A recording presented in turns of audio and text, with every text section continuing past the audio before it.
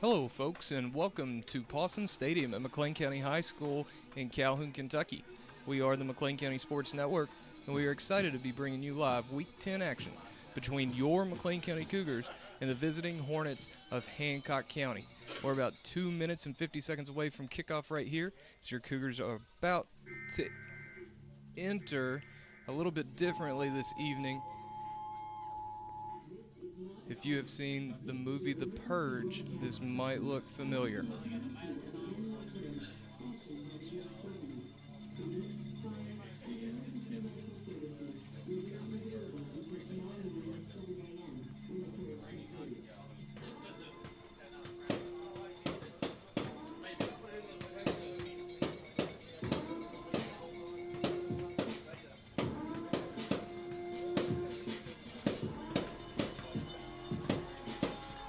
And here come your McLean County Cougars, ladies and gentlemen, as we are set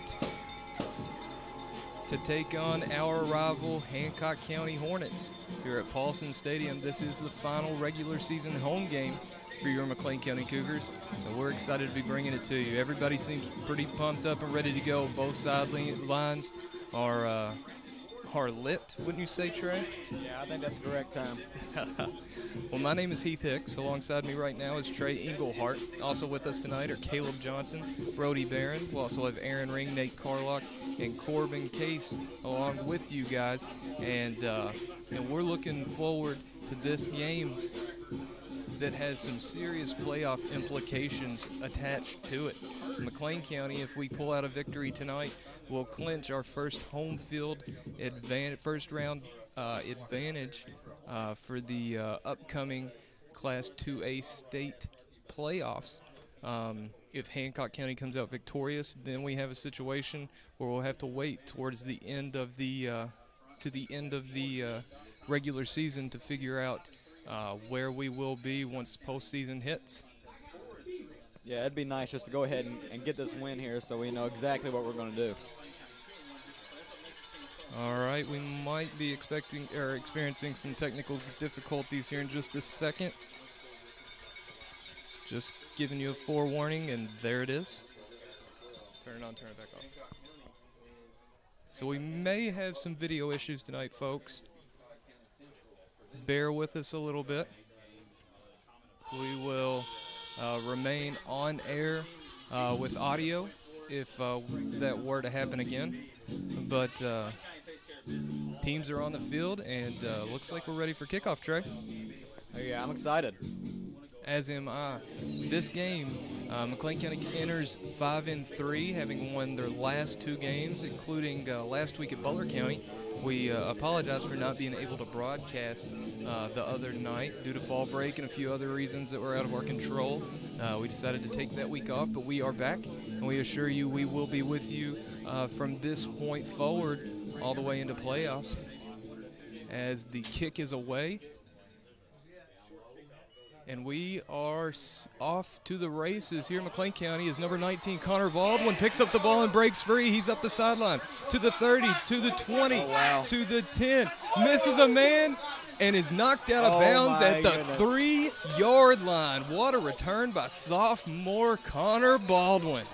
And that kickoff return by number 19, Connor Baldwin. I'd say that's the best way we could have started off a game right there. Great way to start off the game, and what I loved about that, too, number 14, Noah Baldwin, was right there. He was the first one down there to get up with Connor, his little brother.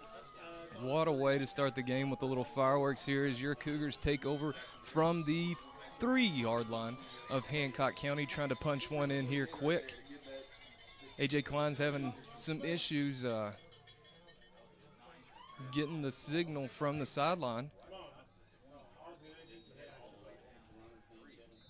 And it looks like McLean County is going to have to take a timeout here with 15 seconds run off the clock in this one. And with that, we're going to take a quick break and try to figure out some of our technical difficulties. This break is sponsored by Nimco. Located in Calhoun, Kentucky, is a local supplier of T-shirts and banners with guaranteed lowest prices and friendly customer service. We guarantee we will meet or beat anyone else's prices for T-shirts and banners, or give you a free gift if we can't.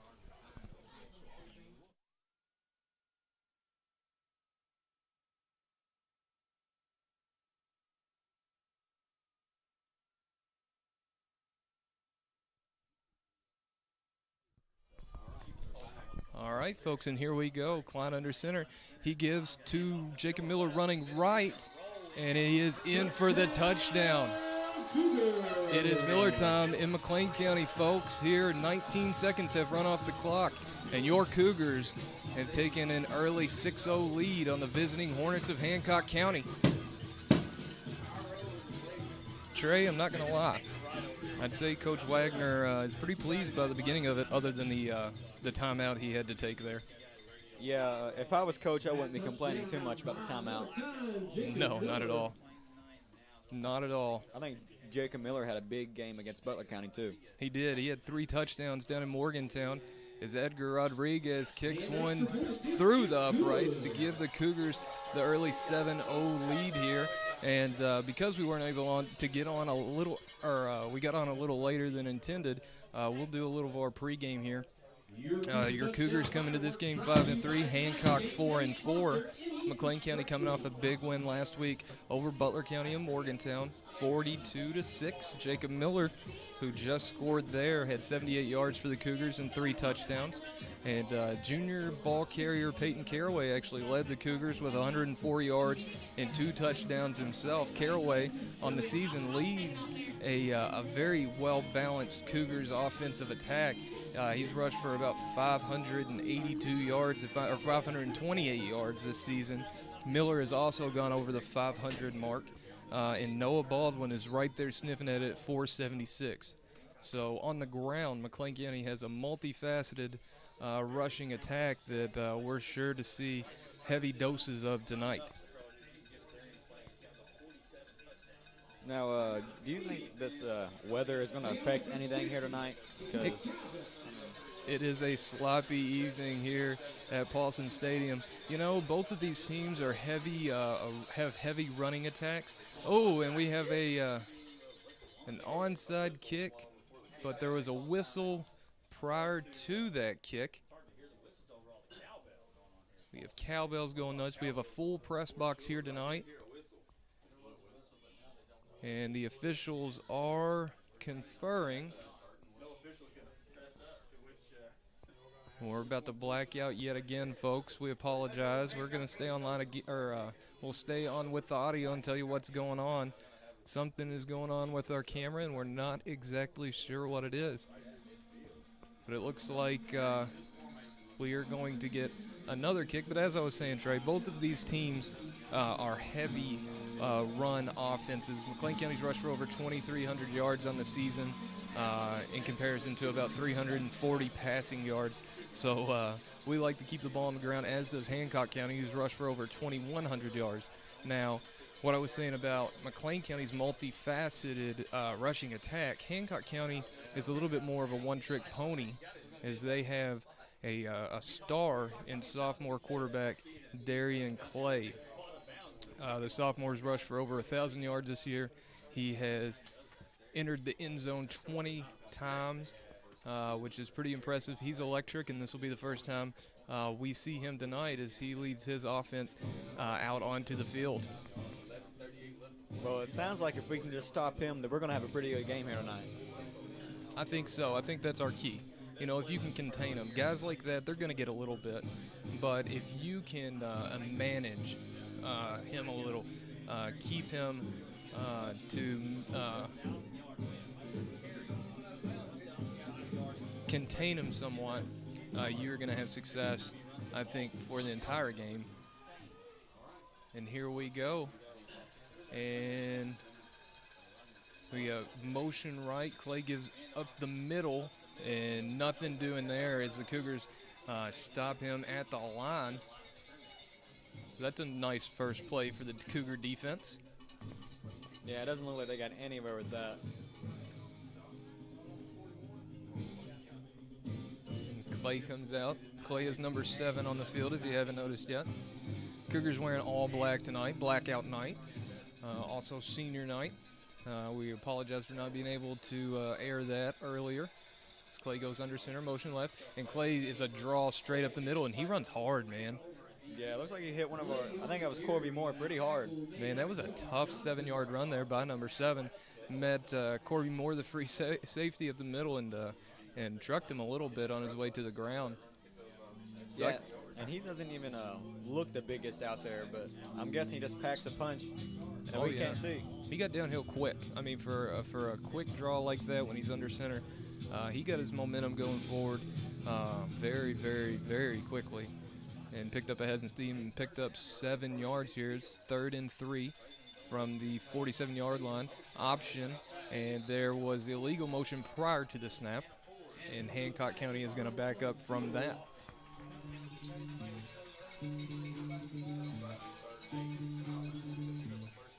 So that's nice. Kind of negates Clay's big run there. And that'll put Hancock in a 3rd and 8 situation here from their own 42-yard line. 10:20 remaining here in the first quarter at Paulson Stadium. According to the stats, this says Clay is rushing almost over 10 yards a carry. 10 yards a carry. I think that's the definition of explosive. Yeah, I mean, we have no choice but to contain him. Absolutely. So he goes under center, and he is option left, but that's a speed run. He's trying to get outside. He doesn't quite get the edge. Picked up a couple there. Looks to be about 4th and 5 for Hancock County here from their own 45-yard line. Munster with the tackle. And just over the loudspeaker, Andrew Munster picked up the tackle for McLean County. Munster enters this game as the number 2 tackler in our conference. He had 93 tackles coming into this game. You know, I think another key to the game is getting the defense off the field as quick as possible. Getting a lot of one-and-dones, because if they're tired, then Jerry and Clay's just going to blow by them. Absolutely.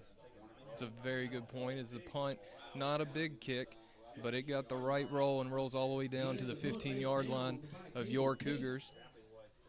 Lana Caps was back deep to receive that punt. Like I said, it wasn't a big boot. Probably only got about 10 feet off the ground, but it hit and rolled very much in favor of the Hornets. Yeah, that might be the first time I've seen a kick roll like that. Yeah, that was weird. It didn't really go end over end like most of the time when you see a kick. Yeah, it looked like a bowling ball. It did. Probably, 40 yards of roll on that kick? 30 yards? At least. All right, so Klein under center, 3 in the backfield, and the give is to Peyton Caraway running to his left. Caraway out across the 25-yard line will pick up the first down for the Cougars, and that's a nice start for the junior ball carrier from Calhoun. And we've seen him get in that secondary line there and just explode up the field, but looked like he got a couple hands on him. He couldn't get out. The thing about Caraway is you look at him and you're like, oh, he's a bruiser, between the tackles kind of kid. But he's shown to have some explosiveness once he gets through that second level. Yeah. As the ball is given to Miller running right, he gets out past the 30-yard line to about the 31. I like seeing him get these touches too, because for a stretch there in the season, he wasn't getting as many touches, and the defense contained him. But seeing him just be able to beat up the middle, it feels good. Yeah, I mean, we've mentioned it before. Through the first 3 games, he was pretty much dominant, and then he had a dry spell there as Miller motions out of the backfield, so nobody behind A.J. Klein now. Puts Peyton Caraway in motion. He's running left. He's behind blocker. Picks up a big block there and gets up the sideline out close to midfield. That was Noah Knight right there, laying a heck of a block. The guard pulled out and did his job, freeing up Caraway, who picks up the first down. Looks like he actually stepped out of bounds at the 46-yard line. But another nice carry for Caraway. If we can keep this momentum right now, I think we're going to be in good shape for the rest of this game. They've definitely come out with some intensity tonight, and that's nice to see. Klein hands it off to Noah Baldwin, his first carry of the evening. Picks up about 3 yards to about the 49-yard line there. It'd be nice to see Noah bust one tonight. Yeah, it would. We saw it a lot last year, and his explosiveness, he had several carries of 20, 30 yards or more. This year, he's been limited a little bit. He's still run the ball well, picking up, I believe, 6 yards a carry. But I think it has a lot to do with the Cougars spreading out the ball between 4 people. I mean, he's not going to get the touches that He used to. Absolutely. His Cap's running right, trying to get the edge, picks up a couple of yards, and he is tackled or pushed out of bounds one at about the 49-yard line of Hancock County. And Hancock did a very good job of containing right there, setting the edge, and turning Caps in, as that's going to bring up about 3rd and 6 for the Cougars. And with 7:15 on the clock, all 4 of our backs have already touched the ball. So yeah, and that's key to our offense. You know, last week, we won 42-6, put up 42 points, and not a single one of our ball carriers carried the ball more than 10 times. I think Caraway led us with 9, I think. Wow, that's crazy. It's a pretty cool stat. As the ball is given to Caraway, he stays up, and he gets out across the 40-yard line of the Hornets for another first down. He was contacted early in that run, kept his balance, and then bowled over a couple of Hornet defenders there. Another nice pickup for 3-4. And the Cougars are quick to the line as Klein goes under center. Caraway in motion, and the ball is given to Caraway again. Feed the beast, and he's got a blocker out in front. That's Jacob Miller, and Caraway looks to be steps out of bounds. They're going to spot it. They're going to spot it around the 27-yard line of the Hornets. Has Caraway touched the ball yet without picking up a first down?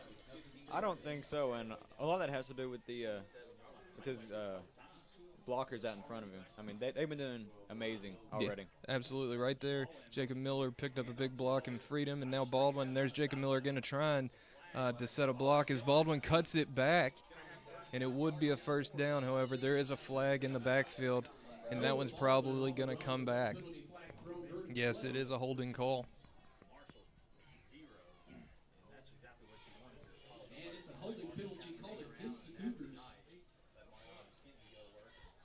All right, so after that, the Cougars are going to be facing a 1st and 20 here. So that cuts the momentum just a hair. And that's frustrating, you know, when you have a penalty is the reason why your drive, that momentum kind of stops. Yeah, and I mean, this year we've had a lot of penalties, but it's nowhere near as bad as last year to where we almost couldn't play. Oh, no. We had games last year where it was absolutely debilitating as A.J. Klein keeps the ball and gets down to about the 36-yard line. Tackle made on the play by Zachary Martin. Looks like he got about 2 or 3 there, give or take. Not bad, but I'm liking the looks that we're having on the edge right now with our blockers getting outside and trying to set up walls. We've seen a lot of success early on here with 5:45 to play here in the first quarter. And I think the Cougars have had the ball all but maybe 2 minutes of this first quarter. Yeah, and ball control is key in this game. As Klein is looking to throwing right, and it's just outside of the diving. Colton Johnson, big number 1, getting out there. And on this rainy night, I don't expect A.J. to be throwing the ball a whole lot. Yeah, I don't think so either. It is nasty out here. So here, after that incompletion, McLean is facing, looks to be a 3rd and 19 from the Hornets' 35-yard line. I think if we can get inside to where, I think it's Edgar, where he can kick a field goal, I think we'll be all right. Yeah, as the ball it's a handoff to Munster, but that is sniffed out. Yeah. He gets back to the line of scrimmage. McLean trying with a little trickery there. And that's going to bring up a 4th and very long for the Cougars.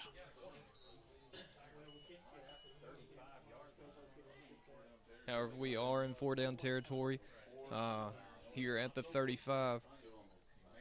The line to gain is the 16, so we got to go a long way here. And we'll see what Coach Wagner dials up. Yeah, Coach Wagner always has a card up his sleeve at some point. Yes. And the ball is given. No, it was kept by Klein there. faked everybody in the booth, including myself. He picks up a decent chunk of yardage there, 8 or 9, but it's not going to be enough, and that is a turnover on downs as the Cougars give the ball back to the Hornets at about the 27-yard line of Hancock County. So here with 4:38 to play, Darian Clay is back on the field with the Hancock County offense.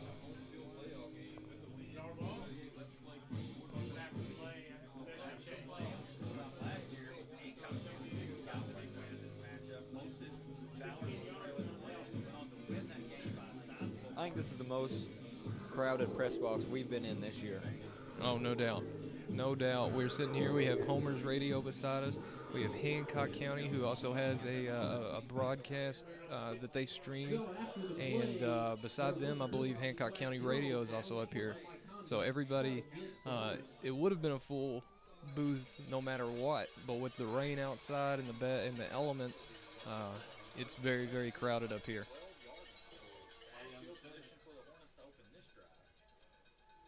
And there must have been a penalty or something that we missed there as the Hornets are backed up. Dead ball and sportsmanlike, I hear. As Pate, number 4, gets out to about the 20-yard line on the run running right, but there was a flag thrown in the backfield. And as the rain is coming down here in McLean County, it is a little difficult for our camera. We're gonna be manually putting this thing in focus and doing some different things here, moving it around to try to give you the best vantage point as possible. Like I said, inside the booth with the windows closed, with a steady rain falling, not the best conditions to be a cameraman. No. And I don't think we gave credit to Corby Moore, who got out on the edge and saved us all right there. If there was no penalty, he would have got a lot more yards if it wasn't for Corby Moore getting out there and hustling. Great play by the senior there. As now Hancock is back, starting this drive at their own 7-yard line. And there's motion left, and Clay keeps up the middle, and he's looking for something big. He cuts back out right, and he's got room. He's out across the 40, and he is pushed out of bounds at about the 45-yard line, it looks like. Nope, 42-yard line, but a big gain by number 7, Darian Clay, and that kick can move. Yeah, I think that's what we've been expecting all night, and you know, he's going to get a couple of those, but just limiting the number is what's really going to save us. Limiting the big plays, I agree. That time, it was a sneaky little option up the middle that you don't see much. Interesting play call there.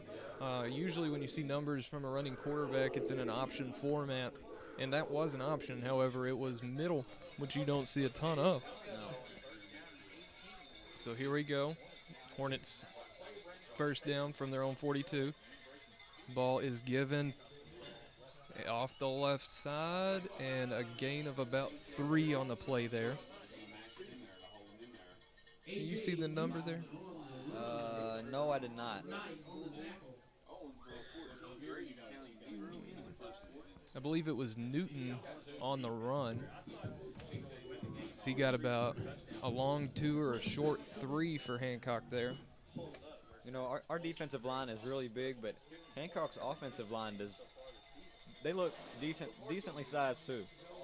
Yeah, should be a game that we'll see one in the trenches really, as the ball is pitched outside to number 20, and a little triple option maybe right there for Clay. It was a high pitch. He was able to get away at the last second, and that was enough for Hancock County to march in Cougar territory and pick up their second first down of the night, I'm sorry. Yeah, that was a nice little flick there by Darian Clay. Yeah, maybe ill-advised. It worked, but looked to be pretty dangerous from our vantage point. Yeah, it did. As the rain is really starting to come down here at Paulson Stadium. Clay gives on the option that time and gets out about 8 or 9 yards on the play. And Hancock County is driving here. That was Newton again on the option give. And he gets out inside the McLean County 40 to the 38-yard line. It'll be 2nd and short for Hancock County here with 2:28 to play in the first quarter.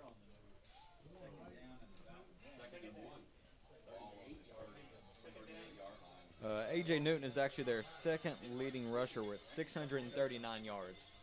So that's pretty good numbers. Yeah, it is. And there's a give. Is that Newton again? I think it is. Number 21, A.J. Newton. We were talking highly of Clay before the game with over 1,000 yards. Newton is a nice compliment. He has, like Trey said, over 600 yards and a few touchdowns on the year. And we can kind of see early on here what their strategy is, with that option between Clay and Newton. And they have something cooking here. First down from the 30-yard line of the Cougars. Motion right. That time Clay keeps the ball on the option, and he is tackled in the backfield. Nice play by the defensive line of the Cougars. Yeah, that's what I'd like to see all night. Yes. You really have to smother. You have to watch that handoff. You really have to smother both of those players. Assume both of them have the ball. Yeah.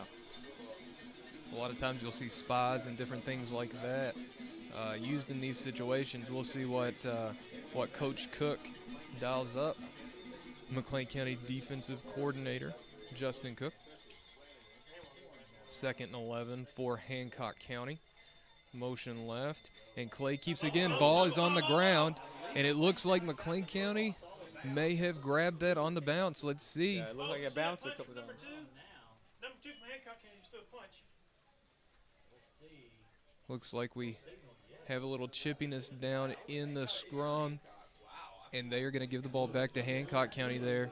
Trey, I'm not going to lie, I thought it was pretty evident McLean County player fell on that. I think they're going to call it down before the bounce. I think they're going to call him down before the bounce. So. Oh, okay. Okay. Well, that makes sense. There was a little scrum there, got a little chippy. Nothing too terrible.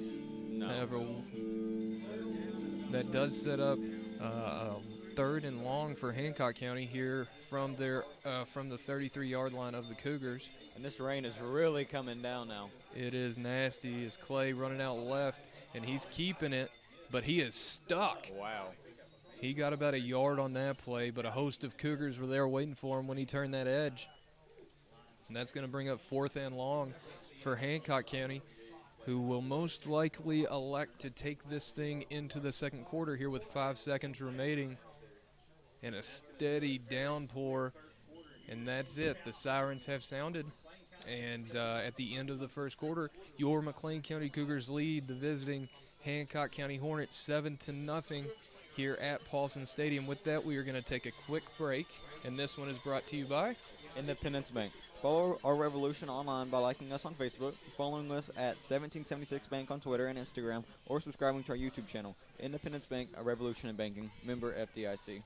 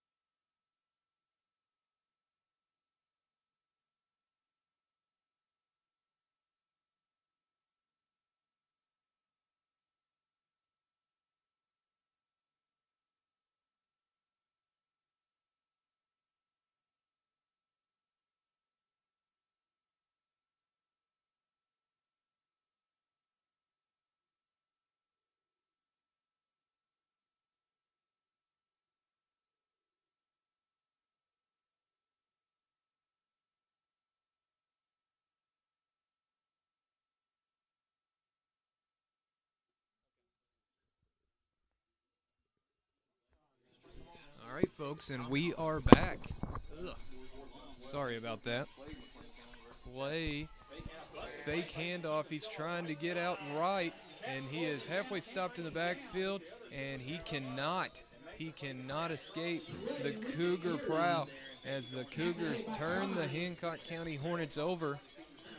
And Trey, early on, this could be a game that we see played between the 30s, or at least the 20s. Yeah, I agree. I mean, these teams are very evenly matched, and obviously this is a big game, you know. So each team's going to come out and play with heart and give it all they got. So we should be expecting a pretty close game here. Yes, and we've seen close matchups in this rivalry year in and year out. Last year had a big game over at Hancock County. That score ended up getting a little bit out of hand late for a very close game, and we expect more of the same as Peyton Caraway is running right, trying to get outside once again, and he does. He's out across the 40, out across the 50. He cuts it back, and he runs over number 4, the safety, down to the Hornets' 35-yard line, and Peyton Caraway is a man on a mission tonight.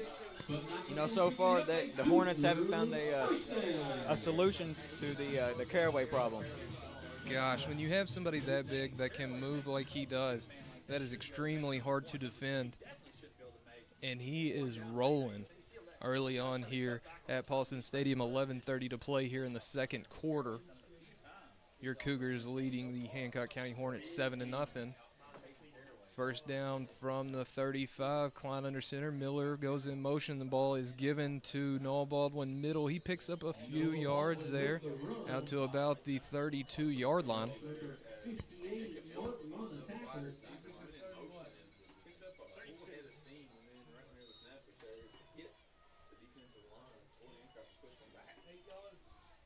So yet again, another good start to this drive for McLean. Yeah, it's just crucial that we finish this. Yes. Can't let something stall after starting like this. No. Klein goes under center, Miller in the backfield, and the give, no, it's a fake. Baldwin trying to get outside there again, and he has nothing going to the left. It looked like a Hornet defender slipped off his block and was able to hit Baldwin in the backfield. That takes the Cougars back to the original line of scrimmage right around the 35-yard line, and it'll be 3rd and 10 for McLean. You know, it seems like these teams are just swinging back and forth in each other. Yeah, we're seeing big hits, aggressive plays. We've seen some explosive plays already tonight, which is a little surprising with it only being 7-0 here through one frame of play, but it's exciting football. Cougars line up. The ball is pitched out to Miller running right. We got a block by number 6, and Miller bowls over number 20 right there as he steps out of bounds at about the 30-yard line. And I think Miller knew he was going out of bounds, and he delivered a shot.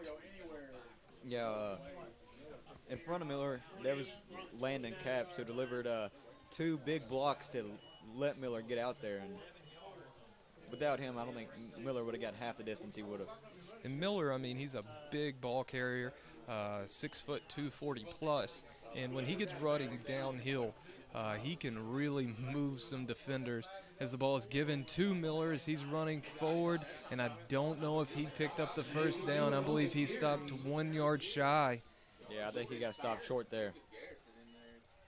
And a big stop by Hancock County as they flip it back, and another turnover on downs. And again, just going back and forth with each other. Just a slugfest.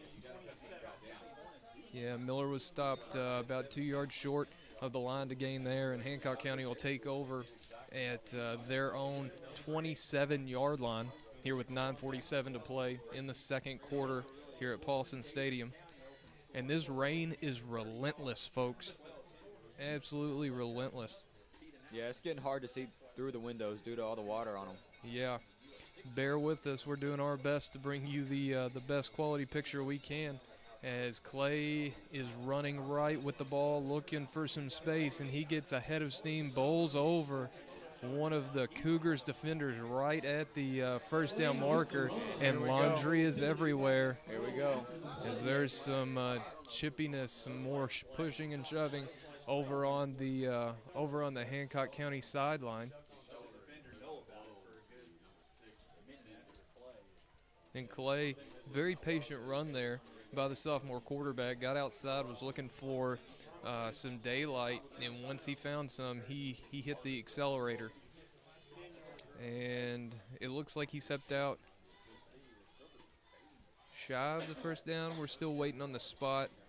The sticks have yet to move yet. And we're waiting on the flag. We've got a dead ball. Unsportsmanlike against Hancock, as well as McLean County. Those penalties will offset. And it will be second down as Clay was pushed out just a yard shy of the first down marker.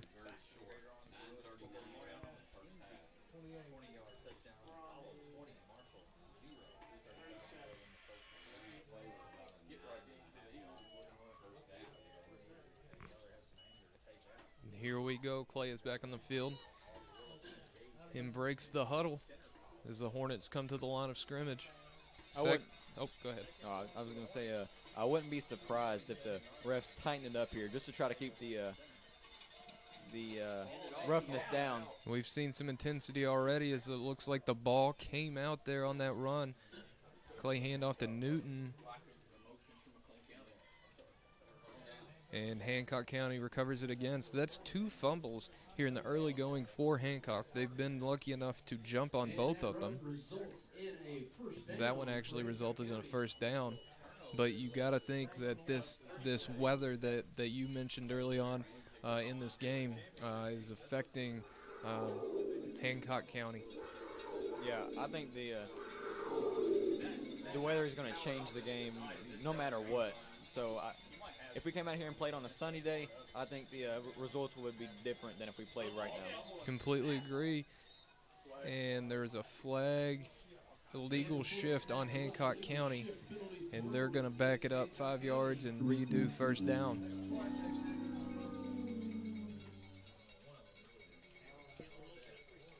So these Cougar fans got to be pretty loyal to be out here in this weather right now. Oh, yeah. And what is it with senior night? I feel like last year senior night was a torrential downpour. Oh, yeah, it was. This year it's unfortunate because we have 17 seniors on this MCHS football roster, and they were able to conduct some senior night festivities, definitely not exactly like everybody would have hoped. As it's 1st and 15. And Clay is back to pass. He's looking over the middle, and that ball is tipped by Andrew Munster and knocked down. Clay threw right in the middle of several Cougar defenders there. Yeah, ill-advised pass. Yeah, that was pretty dangerous. And I can see why they don't pass much, because I wouldn't trust that right there. No, and especially in this weather. And maybe, they were trying to catch the Cougars off guard because of the weather. But that was a very, very dangerous spot Clay threw into right there. Yeah, if Andrew Munster would have moved back like maybe a foot, that right there would have been an interception. Yeah. And I think in the rain, everything seems to slow down a little bit. It's like your feet, you just don't jump, you don't react quite as quickly to something that isn't as common, Yeah. Exhibit A there. This is 2nd and 15 from the 31-yard line. 32-yard line, I'm sorry. Clay goes under center. Motion right. And he is tackled at the line of scrimmage.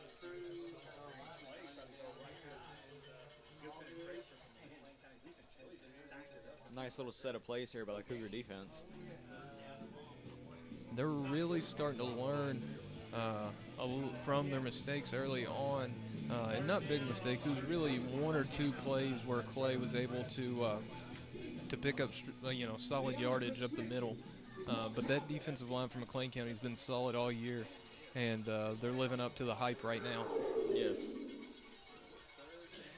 So here's 3rd and long for Hancock. They have 2 wide receivers wide left. Motion, and there is another flag. And again, it's going to be a false start. Back it up 5 yards, and let's do it again. So what do you think it is now, 3rd and 20? 3rd and 20, yeah. 3rd and 20. Hancock is going to start at the 26-yard line, and they have to get out to their own 46-yard line to pick up this first down. Yeah, it's actually kind of chilly up here, so I know it's chilly down there on the field. And whenever it's cold, whenever you get hit, it hurts a lot more. Oh, yeah. No doubt. Here we go, 3rd and 20, Clay under center. He is looking to pass again. No, it is going to be a draw, and he gets close to the original line of scrimmage. He's brought down at about the 36-yard line there. Nice pickup of 9 yards. Andrew Munster on the tackle for the Cougars. Looks like the punt team's coming out now. Yeah, they're going to send this thing away. Andrew Munster coming up big again. I feel like he has been involved in a lot of plays on the defensive side of the ball tonight for the Cougars. As expected. Yes, he has been extremely active all season and one of our best defenders. This is a bad snap. They are able to get the punt away, and it's going to be down at about the 34-yard line. And again, he got a pretty good row right there. All right, and Trey, with that, I'm going to hand off the play-by-play duties to you, as we are going to bring on Mr. Aaron Ring. He's going to get in here with you and call some of this slugfest. So I may be back in a little bit, but here is Aaron. All righty.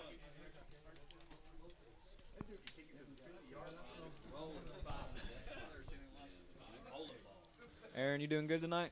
I'm doing great. It's a little cold, though. Oh, yeah, it is. All right. Cougars line up, 3 in the backfield. Handoff looks like to Caraway, who gets a nice play of around 6 or 7 yards.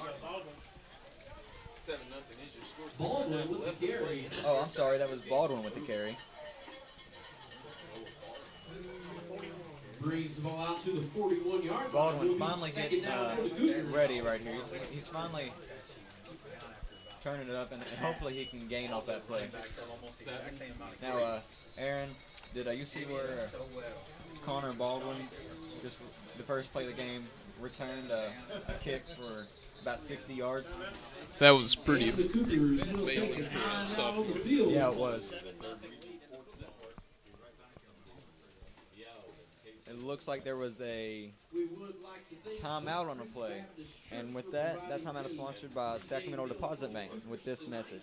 The McLean County Cougars are back on the football field and ready to make us proud. The staff at Sacramento Deposit Bank, like the Cougars football team, is working for our customers. From our internet banking and mobile banking apps to our fast and friendly customer service, we are small town proud with big time products. We invite you to call or stop by and give us a chance to introduce you to the Golden Rule service from Sacramento Deposit Bank. Member FDIC.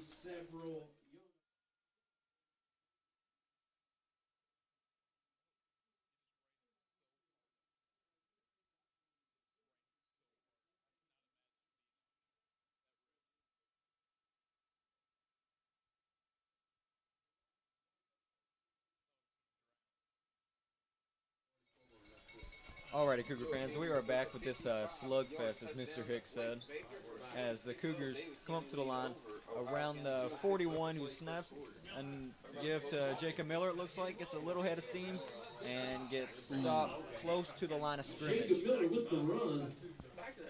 Looks like he might have got one there, if that, and actually might have got 2, so it's going to be around 3rd and 2 or 3 here. Short leg number 60, Nick Block on the tackle for the Hornets. Jacob Miller has actually been pretty good tonight. Not anywhere near to his game against Butler County, but he's given the Cougars a big boost here and got them over some humps. Looks like a handoff to Peyton Caraway, who gets out another big run by Caraway. Wow. Caraway with the run. Yeah. He's brought down by Clay. Peyton Caraway has been He will pick up the another Cougar. he's been their go-to here tonight, and he's delivered. He's ran for probably, I'd say, close to 80 yards here. And he does get the first down, so that'll be, looks like 1st and 10 on the Hancock County 45-yard line with around 5 minutes to go. Your Cougars are leading 7-0. Looks like a handoff to, and Looks like a fumble, and it looks like Hancock got it. Oh no. So that'll be that's a turnover on the Cougars, who were just now starting to get going. And Aaron, that's that could be an effect of the weather here. Super rainy. Oh yeah, it's awful. Just walking up here was dreadful. Yeah, so the football has got to be slick. Their hands are slick, and it's hard to hold on. I mean, it can happen to anybody. So Darian Clay and the Hancock County Hornets now are going to take over on their own 48-yard line. There's 4:45 left here in the second quarter. Snap to Clay. And looks like he's going to be taken down there just at the line of scrimmage. Cougars getting back there very early. Looks like he got around a yard or two. So that's going to bring up 2nd and 8.5, it looks like.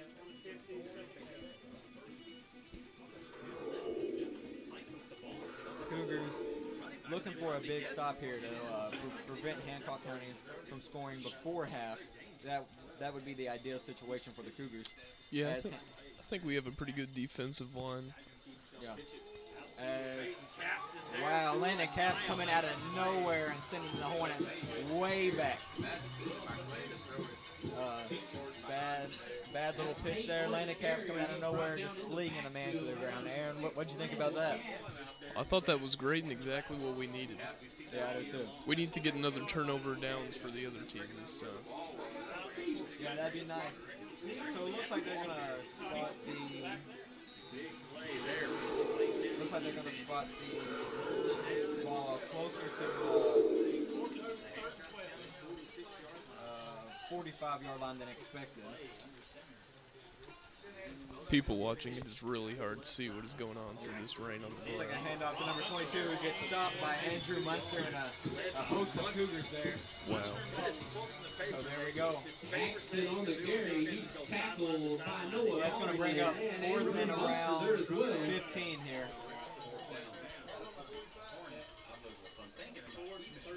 That brings up 4th down for the Hornets.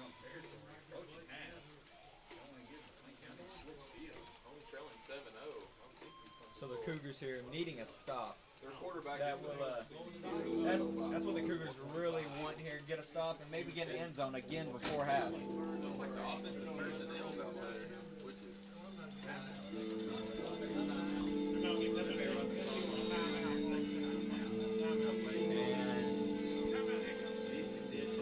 Looks like a timeout for Hancock County. With that timeout is sponsored by BFF. It's located in Livermore, Kentucky for all your car, truck, and SUV needs.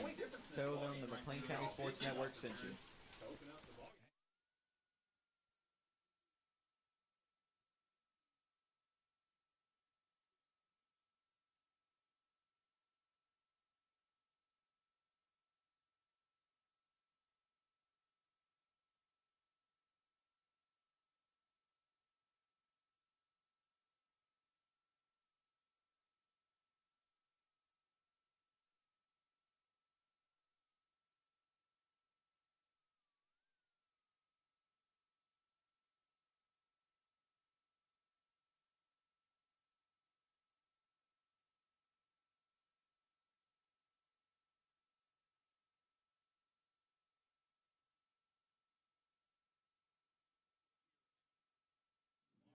I can't see anything.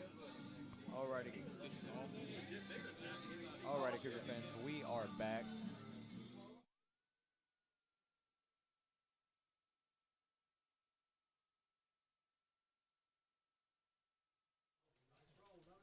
Sorry, Cougar fans, we are experiencing a little bit of technical difficulties right now. And pulling this down about the 20-yard.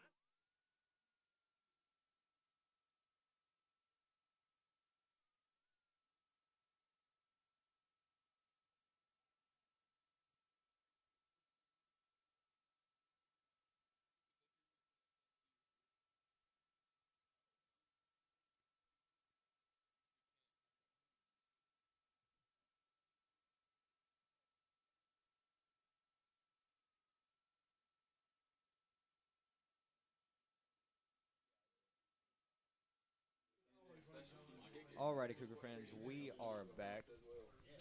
McLean County taking over. Looks like a give to the left, way outside. And looks like the Hornets defense gets out there and does some damage to the Cougars. Gets them, or stops them way behind the line of scrimmage.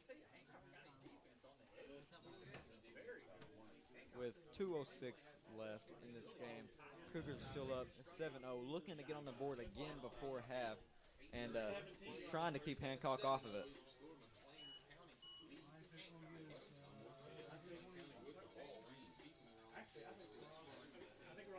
Cougars coming up to the line again.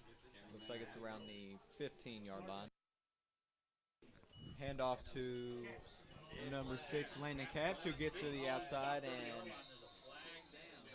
there is a flag, but Landon Capps has a nice run right there.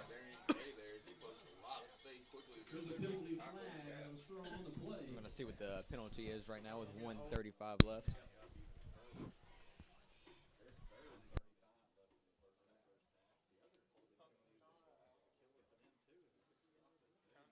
Still waiting on the official call.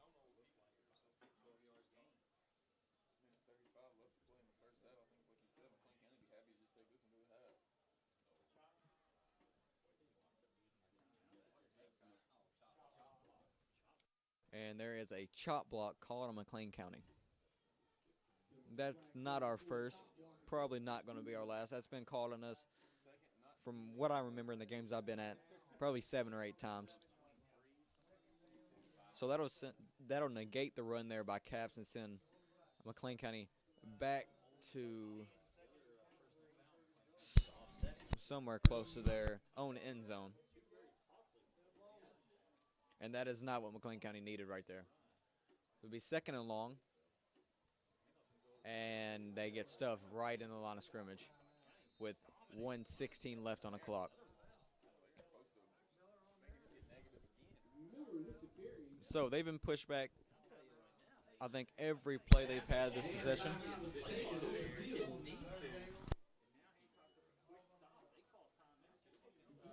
And looks like Hancock County calls a timeout here. So with that, this timeout is sponsored by Z's Muffler, quality workmanship at competitive prices, located in Sacramento, Kentucky.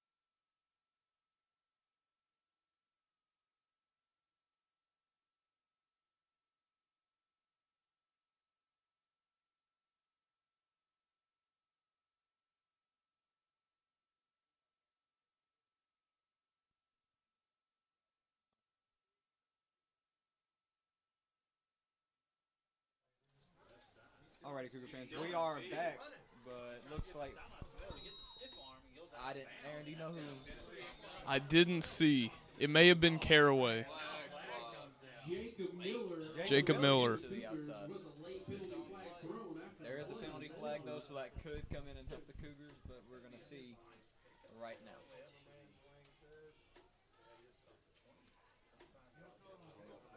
The rain is just brutal, Trey. Yeah, it is, and our camera, it's having trouble getting the focus, but it's even hard to see from up here. And that looks like it's an unsportsmanlike conduct on McLean County. Sorry about the camera, folks. We are trying to get it worked out right now. This rain is making it really hard. Very inconvenient. So, we are at the 1:06-minute mark. Looks like it's going to be 4th and around 16 or 17. And we're trying to keep Hancock County out of the end zone, and it'd be nice to get in ours.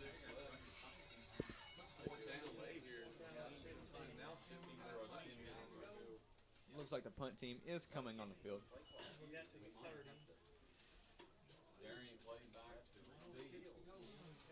With it is a 4th and around 17 now. Edgar Rodriguez back to punt. First punt of the game. And Ooh, nice punt. Nice punt. Wow. That might have been the best kick of the season there. Probably. That was great. Yeah, it was, and that's what we needed.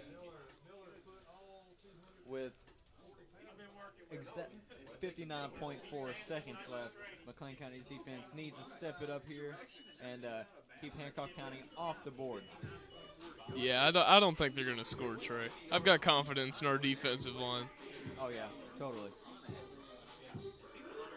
I mean, last time they were on offense, we just shut them down. Yeah, and we're hoping to repeat that there to come out of this to come out to start the second half with a nice lead.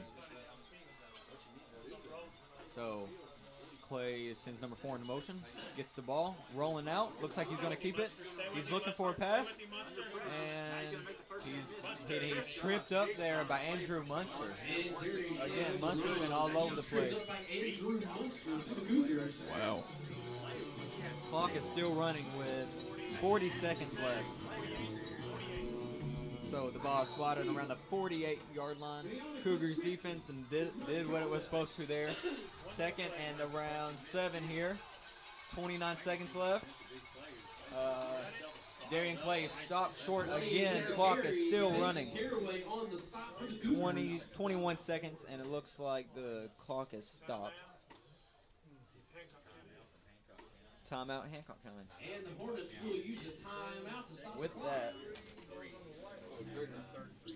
this timeout is sponsored by Miller Building Supply, located in Sacramento, Kentucky.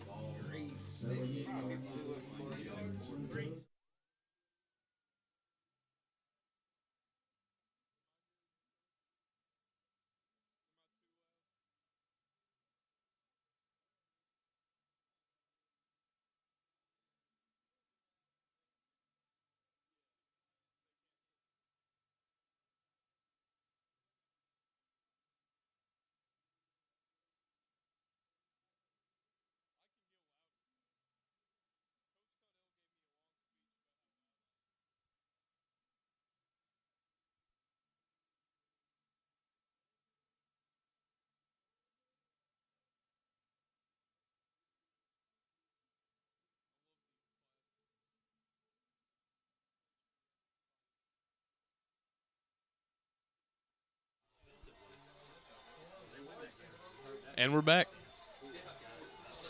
Hancock County lined up on the Cougars' 48-yard line, trying to get in the end zone with 21 seconds left. Darian Clay gets out to the outside and gets tripped up there by some Cougars. Looks like that was Landon Capps and number 34, Peyton Pairway on the stop there. 16.3 seconds left. Darian Clay getting a call from his coach. Defense.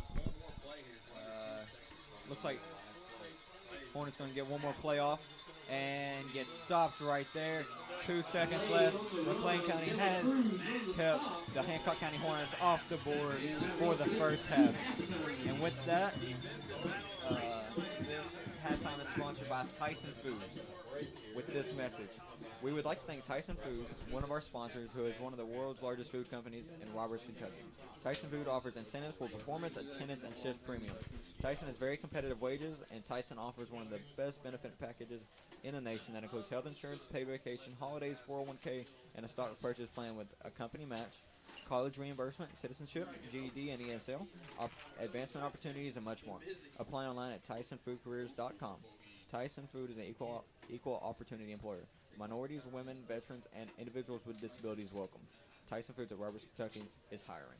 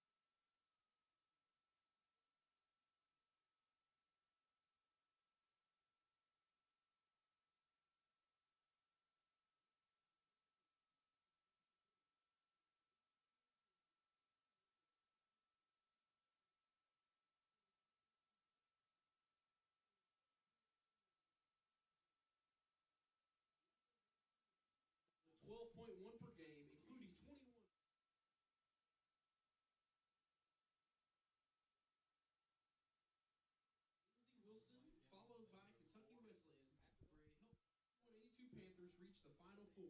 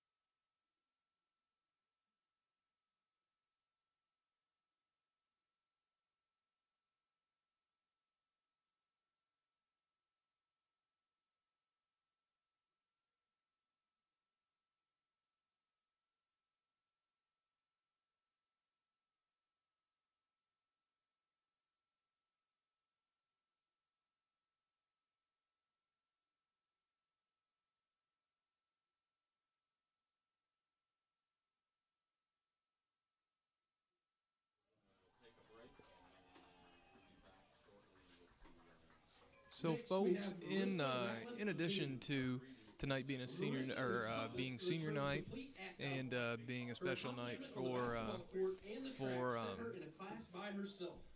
it being the final game of the season, I'm sorry. Tonight is also the kickoff to Hall of Fame weekend here at McLean County High School, as we have the second class of McLean County High School Athletic Hall of Fame inductees. Right now, actually, those inductees are being introduced on the field. Tomorrow night there will be a banquet here at McLean County High School to formally induct these 7 individuals and teams into the McLean County Athletics Hall of Fame. As of right now, Henry Bowling has been introduced, as has Tommy Richardson, Jimmy Young, Marissa Ratliff Zing. Then we have a few more coming. It looks like Henry isn't here tonight, but Tommy Richardson is out there. He was a star basketball player here at McLean County High School back in the late 70s. Holds the record for most points in a single game for McLean County with 47, as well as the most field goals made in a single game. He was also a star on the track and still holds a couple of records for McLean County High School in track and field. Jimmy Young was a star basketball player at McLean County back in the 70s as well. He had a very good career here at McLean, went on to play college basketball at St. Catherine before he transferred to Bethel, where he averaged 18 points as a senior.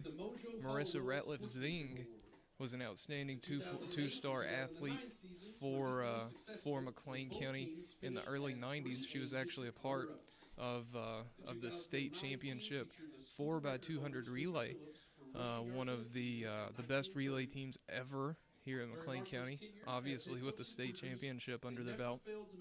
Marshall Enoch is here. Coach Marshall Enoch began coaching here in McLean County back in the mid-'80s. He was actually a coach for the 1987 MCHS football team, an assistant coach, which won the first district championship in school history and finished 9-3. They are being inducted as well and will be introduced momentarily. Coach Enoch, after spending a long time here as an assistant, went over to Owensboro High School, where he was the coach for several great teams with the Red Devils.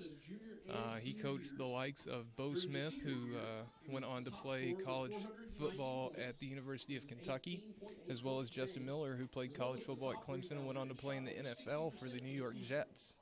After coaching at OHS, Marshall Enoch came back, to McLean County, where he coached some of the best teams of the 2000s here at McLean County from 2008 to 2010. Todd Burden was just announced here. Todd, another outstanding basketball player.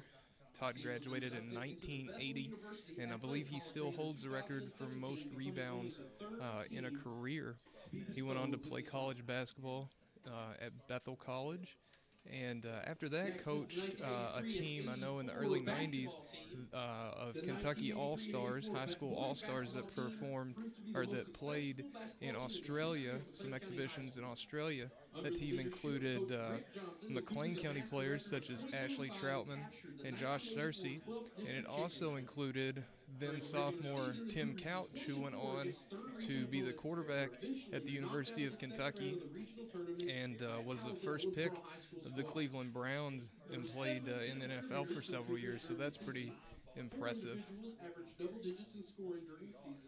Next, you have the 1983-84 McLean County High School basketball team, one of the best teams ever to come through McLean County. Still holds the record for most wins in a season with 22, went 22-5 that year, and claimed the 12th district championship after defeating Ohio County, I believe, 76-57. Several players on that team had very impressive high school careers. They were led by C.L. Thomas, who was inducted last year in our inaugural Hall of Fame. CL that year averaged 22 points and 13 rebounds. That's not too bad. And then lastly, being introduced now, you have the 1987 MCHS football team, coached by Dickie McDonald. The 87 team finished 9-3 for the season and won the first district championship in McLean County history. There were several very good players on that team, including Henry Bowling, who is also an inductee. That team finished the season 9-2, I believe, before falling to Fort Campbell in an exciting game to end their season, but impressive all the way around. Several players on that team set single season and career records.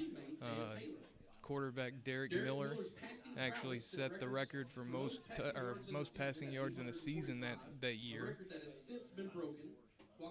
And Henry Bowling ran for over 1,900 yards.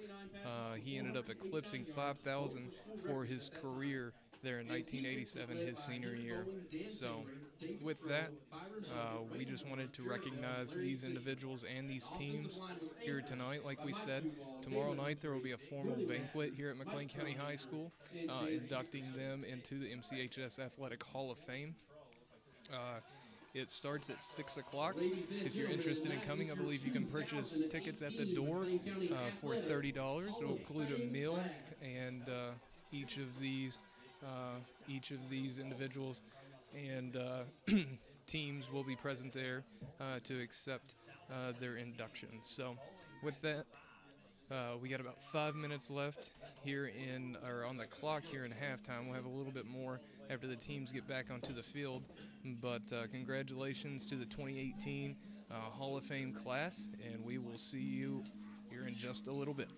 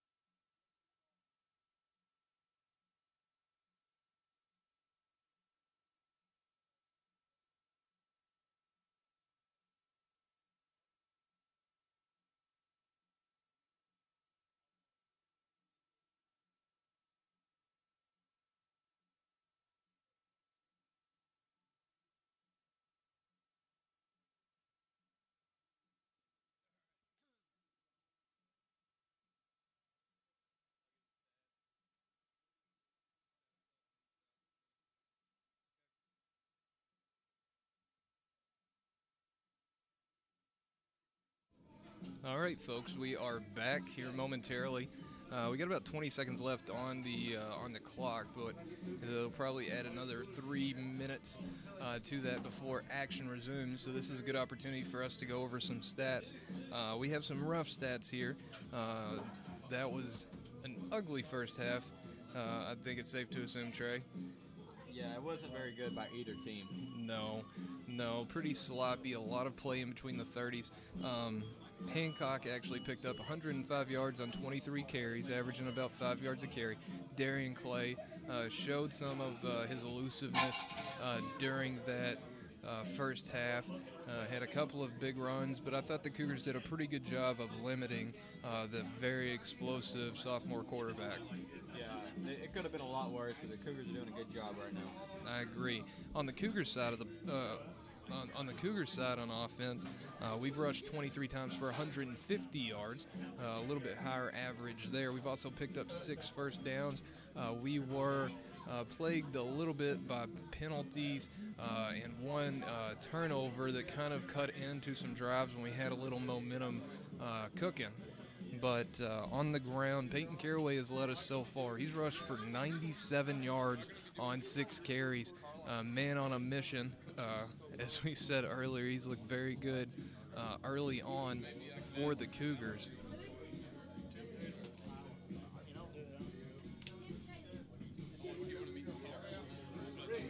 And that's all we're going to go right now. Jacob Miller had some pretty good runs.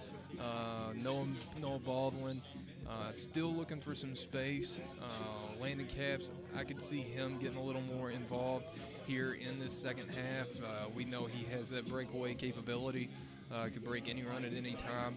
So we'll see how this thing unfolds. Right now, your score is your Cougars lead 7-0 here at Paulson Stadium, and we're in for a wild ride here as these two teams battle it out with playoff implications on the line.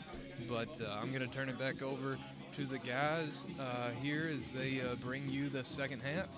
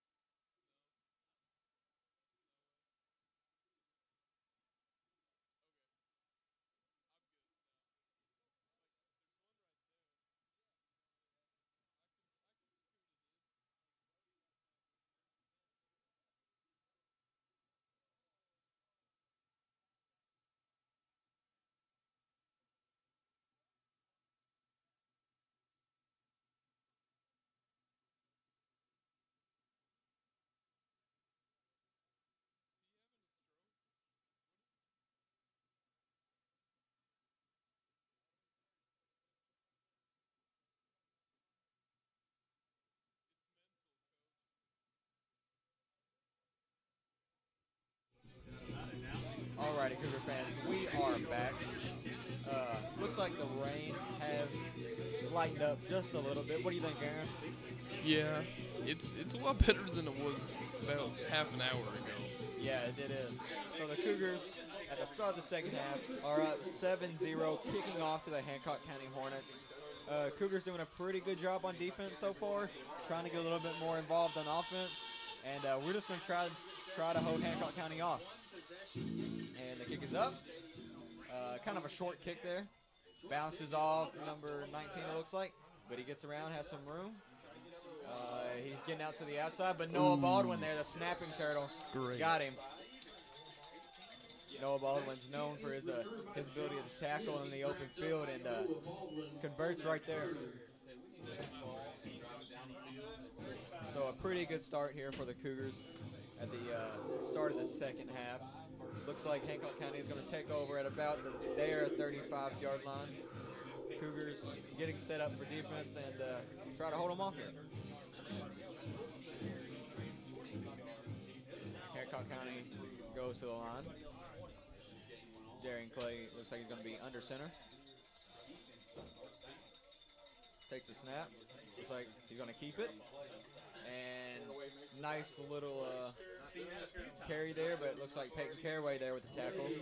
Stopping it earlier than he would like. So it's going to be 2nd and 5 here. Cougar defense is on point this game. Yeah, I mean, they haven't allowed a single point here so far, knock on wood.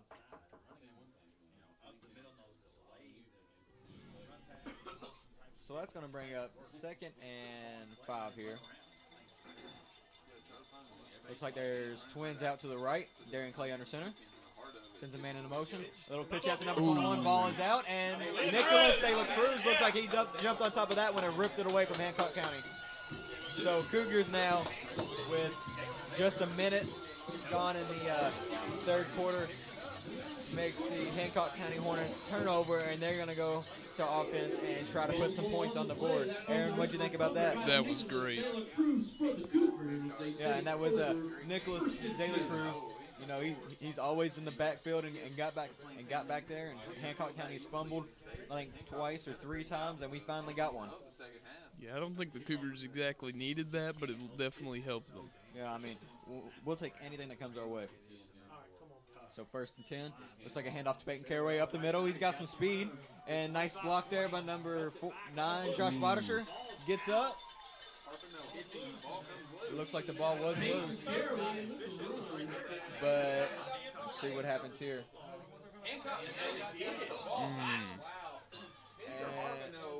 And looks like the ball came out. And it was out of bounds, but Hancock County dove on it. And looks like they're going to give it to Hancock County here. So that's a very odd possession, odd little set of plays right there. So now, after we fumbled, Hancock County, our defense is going to come back on the field. Hancock County is going to start on their own, looks like 9-yard line. 1st and 10. Defense just trying to do what they did last possession. Darian Clay back in, under center. So he's got twins out, and he's gonna run right. He's got some people in the back. Is that Andrew Munster? And Andrew Munster and AJ Klein back there. And there's flags. Nice little tackle there by Andrew Munster to keep Hancock County on their toes. Andrew Munster is performing great on defense this game. As every night.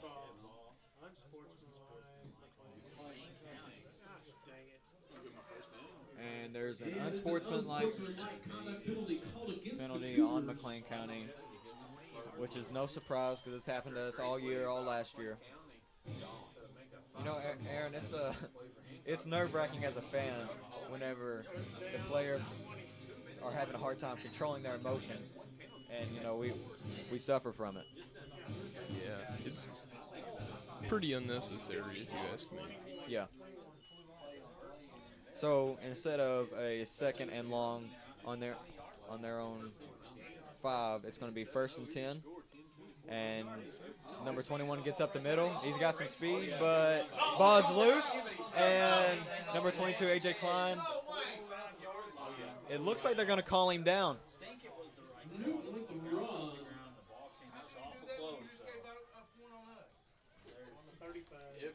It looks like they're going to call him down, but I'm not sure if that's the right call there, Aaron. Especially when they recovered it over by the 10. Yeah, they recover on our side, but when it comes to us, you know, it's a different story. But looks like the Cougars are going to have to deal with it. 1st and 10 here on the Hancock County's 45-yard line. And a handoff to number 21, I think. And he gets it wrapped up. gets wrapped up in the backfield. Ref's trying to stop the play there before anybody gets hurt. So he gets stopped at the line of scrimmage. Looks like Hancock County got a good spot there. So it's going to be 2nd and 10.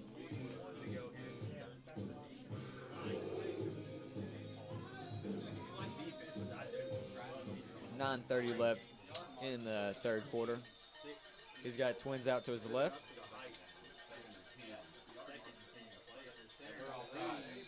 And looks like McLean County jumped. Again, another penalty there that at least it's not unsportsmanlike. Yeah. So it looks like I think it's 2nd and 5. Yeah, there it is. 2nd and 5 with 9:21 left in the game. Looks like the ball is going to be directly on the 50. Hancock County looking to get into the McLean County territory for the first time this half. These flags are really hurting us, Trey.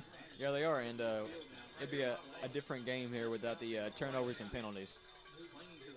Anyways, looks like Newton gets up the middle, tries to fight for the first down. The Cougars are all over him, and it looks like he's going to work his way in and somehow get that first down. Munster again with another stop tackle with 9 minutes left in this 3rd quarter. Aaron, it looks like the rain's starting to pick up yet again, just a little bit. Yeah, I can't imagine what it's like playing in that. I know, wet and cold, and if you get hit pretty hard, I bet that's hurt. Looks like Clay's going to keep it up the middle. Noah Knight there, the nice tackle, and Corby Moore assisted on it. So they're going to move the chains yet again. Cougars trying to stop the Hancock County momentum here. There is 8:30 left in this 3rd quarter. A pretty slow quarter compared to the first two.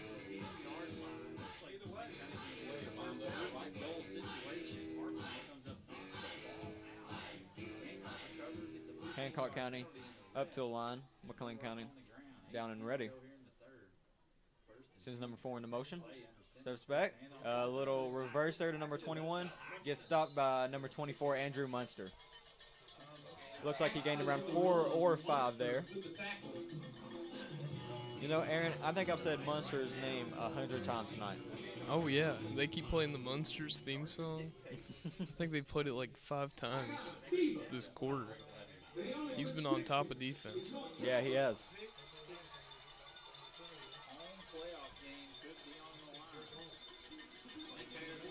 Now, Aaron, I'm not sure if you know, and I know we probably got a lot of new viewers here.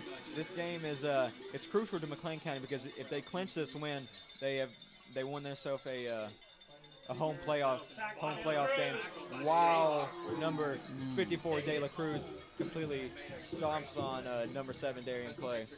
But if McLean County wins, they clinch a home playoff game, and if Hancock County wins, then they have the potential for a home playoff game. So McLean County really needs this win, and so does Hancock County. Yeah, that would be great for them to have another home game. Yeah. So it's going to bring up 3rd and 6 or 7 here. Looks like 6. Darian Clay under center. Sends. And looks like he's going to run up the middle and get stopped. Ball is out. And they got back to it, but it's going to be 4th down. And that ball has came out a lot tonight. Yeah, a lot. I mean, it is raining pretty hard. I'm sure it's slippery, but that's probably it. Yeah. And again, you know, the rain just continues to pick up. You know, steady.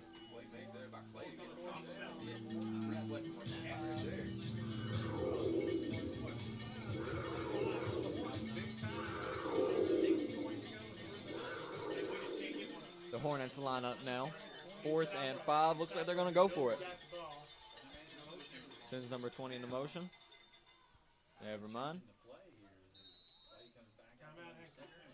Looks like there's going to be a timeout Hancock County. This timeout is sponsored by Nimco with this message. Nimco, located in Calhoun, Kentucky, is a local supplier of t-shirts and banners with guaranteed lowest prices and friendly customer service. We guarantee we will meet or beat anyone else's prices for t-shirts and banners or give you a free gift if we can't.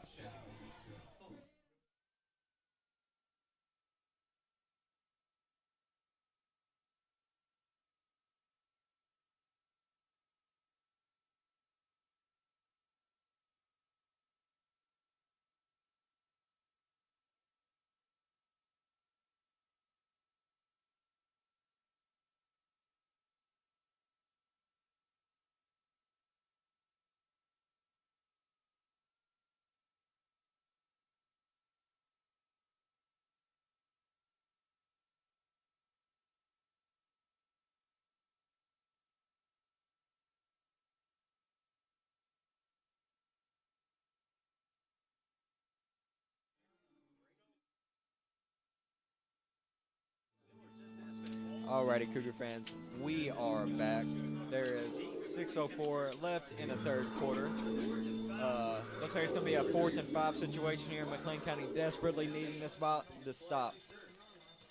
Okay, number 7, Darian Clay, out. Got some room, but he's getting pressured. He's getting pressured even more. And flags are flying. And he gets the pass off, and they catch it for the first down. But there is a flag on the play.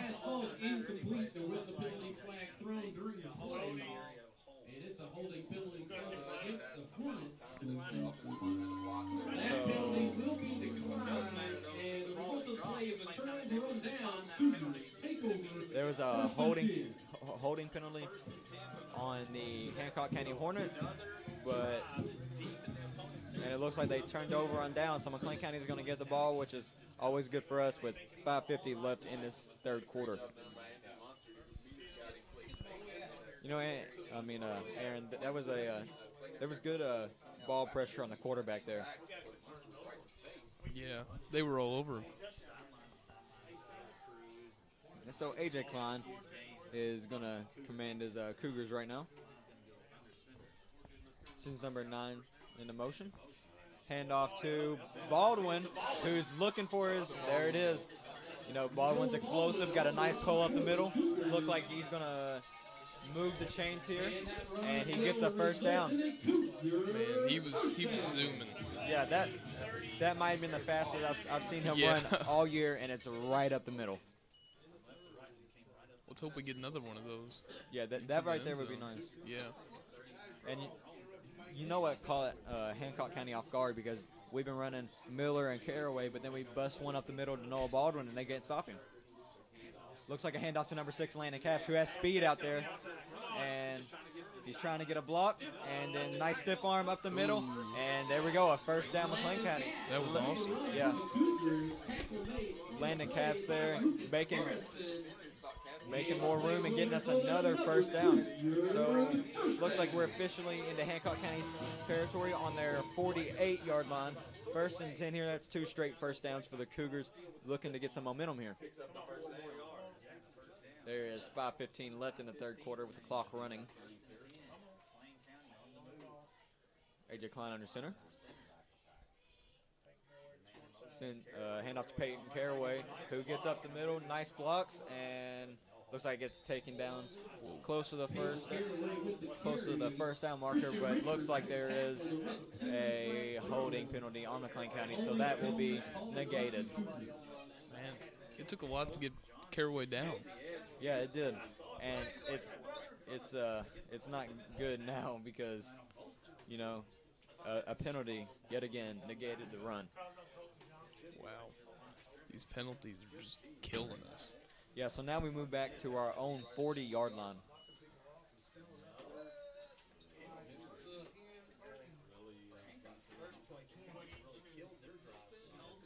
There is 4:45 left in this third quarter. McLean County with the momentum that is slowed down recently due to the penalty. Looks like it's going to be a handoff to Noah Baldwin to the outside. He's got some room, getting explosive here, and ooh, wow. Noah Baldwin with the Noah Baldwin gets a nice run there, really nice. Gets hung up and then gets clobbered by one of the Hancock County Hornets with 4:20 left on the clock. So it looks like it's going to be around 2nd and 15 here. Very capable for the Cougars with 4 left in the third quarter. Rain is still steadily increasing, so it's coming down pretty hard now. Peyton Caraway gets to the outside. He doesn't have a lot of room, but he's going to try to get back to the line of scrimmage. Looks like he does. And there's flags coming. Looks like it's going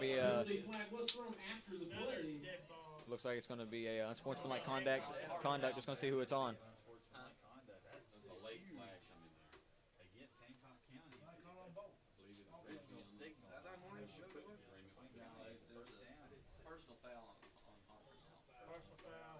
Okay, so there's a personal foul on Hancock County, and it's just on Hancock County, so it looks like that's going to be I think that's an automatic first down if I'm correct. Wow, you hate to get it that way, but that really does help us out. Yeah, it does, and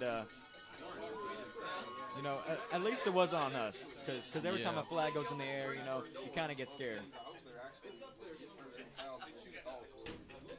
So now McLean County again in Hancock County territory. Looks like they're on the 38-yard line. 3:40 left in the third quarter.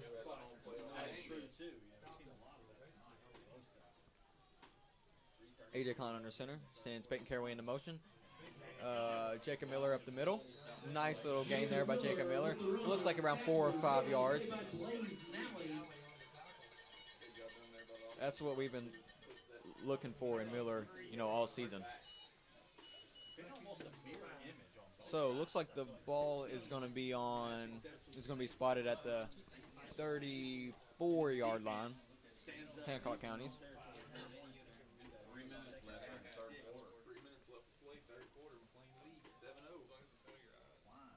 McLean County sends Noah Baldwin into motion. Gets the ball. He's got some room out there. He's going to turn it up, and looks like he's going to get the first down. Wow. 2:40. Go ahead there. You know, he is very quick, and whenever he gets momentum, he starts to become more confident and gets even faster. If he could just get past a few of them, we'd get the touchdown every time. Yeah, it always seems like he has a hard time getting out past that corner, but whenever he does, he definitely delivers for us. Yeah, like if he had a clear path, nobody's getting to him. Yeah. There's no catching up with Noah Baldwin. No way. All right, handoff to ball is loose, but McLean County does get on top of it, thankfully. So there is 2:24 left. Looks like it's going to be 2nd and I want to say 14 here. Maybe 15 or 16, excuse me, with 2:10 left in the third quarter. McLean County wants to get something here. It's going to be a pitch out to Peyton Caraway, who cuts up the middle and gets. Oh, that's Landon Capps there. He gets buried by number somebody big. I don't know who that was. You know who it was, Aaron? No. It's too quick for me. All right, with Landon Capps there, he gets demolished. It's going to bring up around a 3rd and 20, it looks like. McLean County trying to get something here with 1:30 left in the third quarter. They almost need this right here, Aaron. And what's going to be here? And flags are flying after the first penalty, so we'll see what's going to happen here. Penalty flag, stop the play.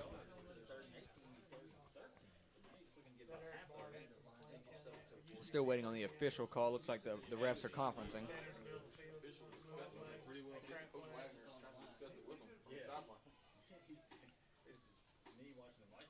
Can't change that call now.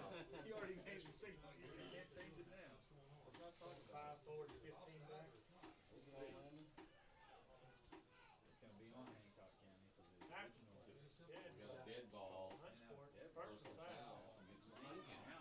All right, so there was it looks like offsides on Hancock County, but a personal foul on McLean County yet again. Afterwards, there was a personal foul called against the Cougars.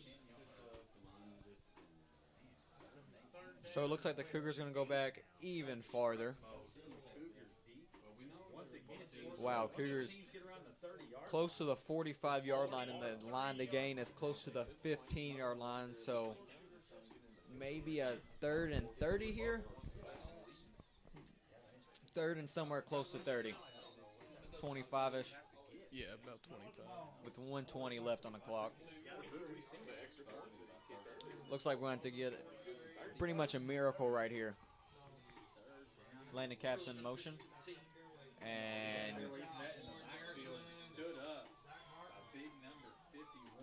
looks like they got thrown down after the whistle, but there is no personal foul call on Hancock County. So it's going to be 4th and probably 30 now. So the punt team is going to come on the field. After coming off to a strong start, McLean County just couldn't finish that one with 44 seconds left in the 3rd quarter.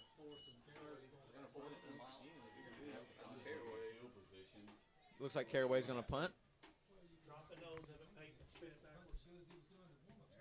Nice punt there. Great punt. Gets caught. Number 9, Josh Bodisher there. Darian Clay getting stopped there early by number 9, Josh Bodisher back there, making sure he didn't get any extra yards with 26 seconds left. That was a great play by Josh Bodisher. Yes, it was.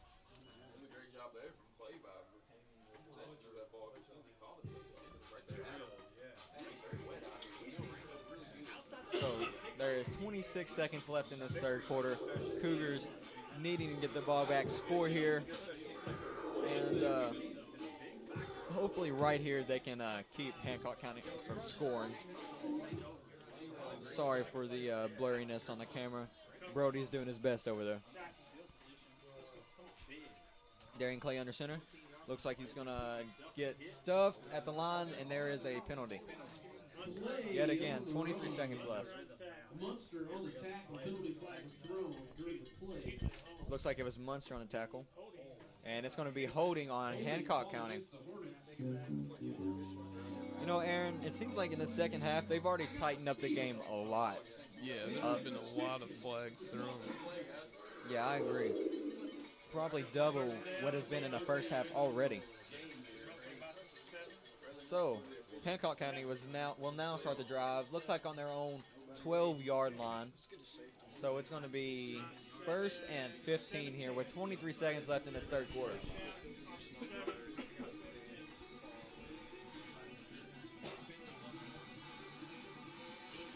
Hancock County has, looks like, trips to the right. Darian Clay under center. Sends number 21 into motion. Kick out to number 21. And gets some room, but gets stopped near the line of scrimmage by a host of Cougars. With the run. Clock is still running at 11 seconds, and I think they're going to let this quarter run out right here. And with that, we'll be taking our own timeout brought to you by Independence Bank. Calling all kids. Want to join our Little Patriot Saving Club at Independence Bank? Stop by any of our 25 locations to learn how you can be a part of our revolution. Or visit 1776banking.com. Independence Bank. Member FDIC.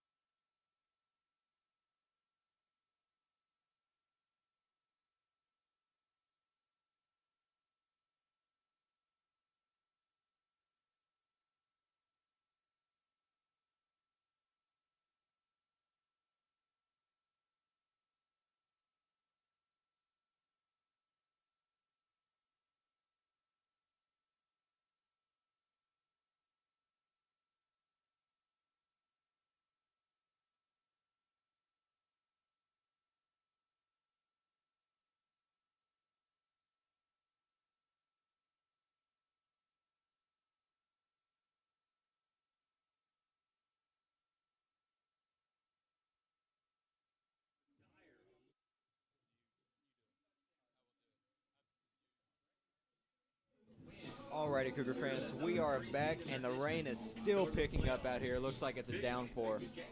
Hancock County lining up inside their own 15-yard line.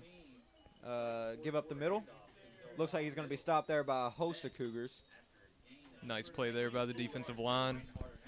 Yeah, you know, our D-line is so big, it's hard for them not to get a hand on anybody.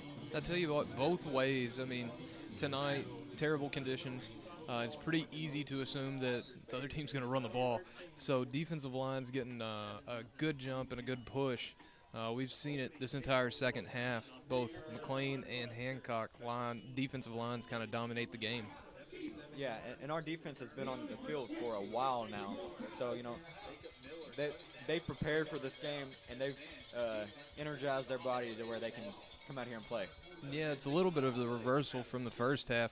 First half, McLean County possessed the ball considerably longer than Hancock. Hancock's kind of flipped the script here in the second.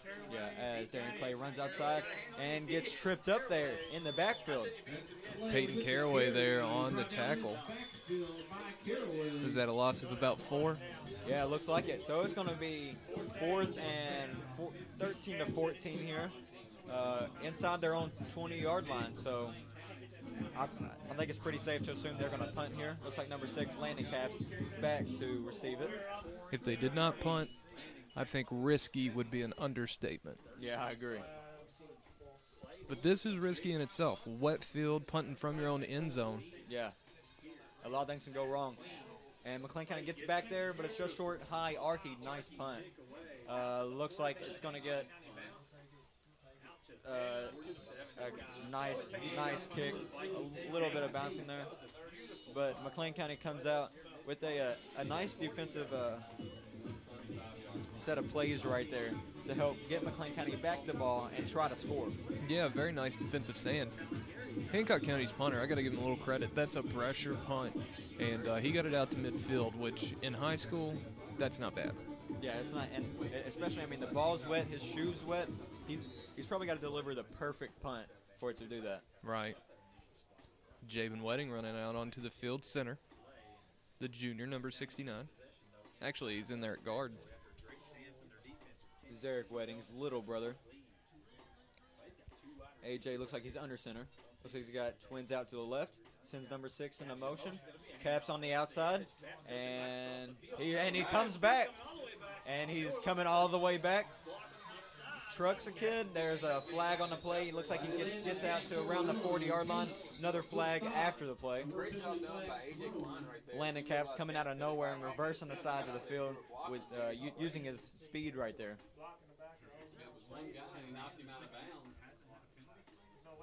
Alrighty. Looks like it's going to be a block in the back on McLean County. Gosh. You know, after a nice run like that, penalties, you know, they've been plaguing us all night, considerably more than any other game we've played, and it's not the game to do that. That's demoralizing a little bit, you know. Yeah. I mean, right there, Caps does a good job of reversing field and picking up a little more on the run. Really displayed his speed to get from one side to the other, and then to have a penalty bring that back, that's got to be frustrating. Yeah, it is. As A.J. Klein, looks like a handoff to Noah Baldwin on the outside, who's got some speed, gets up, and he's still on his feet, and looks like he's going to be down around the Hancock County 35-yard line. Looks like he's going to get enough to get a first down here, and he does. Nice run by Baldwin right there. As I mentioned, I believe in the first, it'd be nice to see Noah get out and break one, and he almost did right there. Yeah, and he's been significantly better in the second half than the first, as they send him into motion. Oh, and ball's on the ground again. And it looks like Hancock County signaling that for the football. And I tell you what, on a nasty night like this, there are two things that are extremely important: ball control and being disciplined. And in the second half tonight, we have done a poor job at both. That's our third fumble in the second half. All 3 we've lost, and we've had X amount of penalties that have really crippled us on our offensive drive. So, again, as there's an injury on the field, we just have not had those traits early on here. 9:28 left in the third quarter. And with that, we're going to take a quick break, aren't we, Trey? Yeah, this break is sponsored by BF Evans, located in Livermore, Kentucky, for all your car, truck, and SUV needs. Tell them the McLean County Sports Network sent you.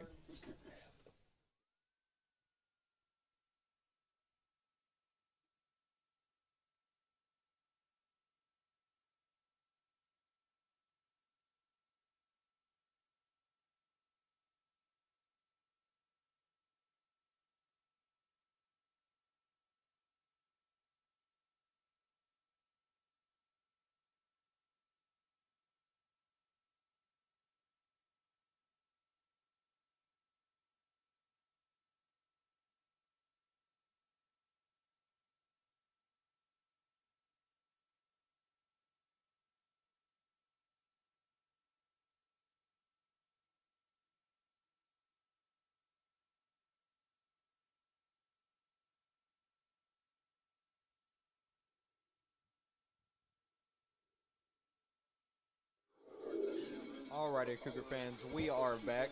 We're hoping that Hancock County player it's nothing too serious as Hancock County lines up, sends a player into motion. Looks like it's going to be a handoff up the middle. He's got some room, but looks like one of our McLean County players snagged onto his jersey. He was being drug across the field and gave our defense just enough time to stop him. Was that Noah Baldwin or Munster? It's got to be one of them. Whoever it was drugged easily 7 yards right there. It's like a slip and slide. And thankful he did that, because if he had not, it wouldn't have slowed him down any, and we would have been in big trouble. No, Newton had a head of steam right there. If it wasn't for that, he would have taken it to the house. As Hancock County lines up just outside of McLean County territory at the 49-yard line. It's 1st and 10. Darian Clay looks like he's in shotgun. No, he's under center. Excuse me. He sends number 20 into motion. Handoff to Lola. Darian Clay's going to keep it out to the outside. He's still on his feet. And looks like he's breaking away late or early in the fourth for a Hancock County touchdown. And there is flags thrown. Very late flags thrown with 8:41 left in the fourth. See what the call is here. Not exactly sure right there. Clay was he was gone. He had no one within 30 yards of him after he broke away. That flag was extremely late, and it is going to be. It was a dead ball, unsportsmanlike against Hancock County. So that touchdown by Darian Clay will stand, and that makes this game 7-6 with the point after attempt on its way. Now, I was looking up Hancock County's kicker stats, and he's only 33% on PAT attempts. I mean, on a night like tonight, I mean, if I was on the road, I might go for it. Yeah, I agree. You know, I mean, it might not be a bad idea. You know, there's so many things that can go wrong in the kicking game, and you know, this is a really important game for both squads, but particularly for Hancock County.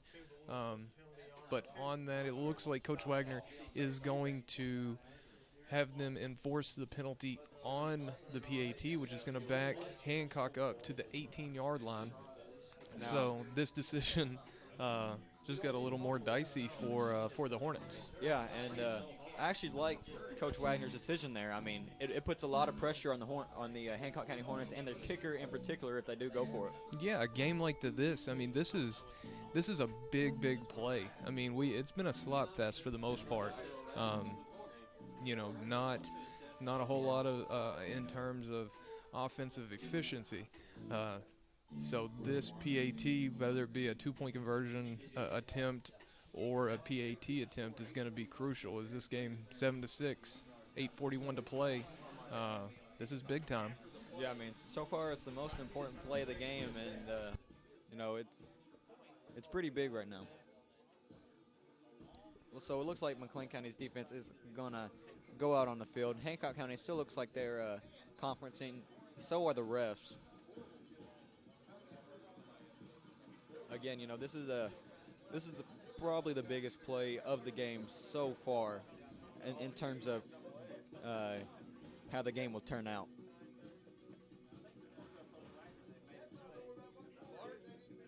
So now the The referees or one referee is talking with Coach Wagner. Looks like he's signaling for somebody to come out.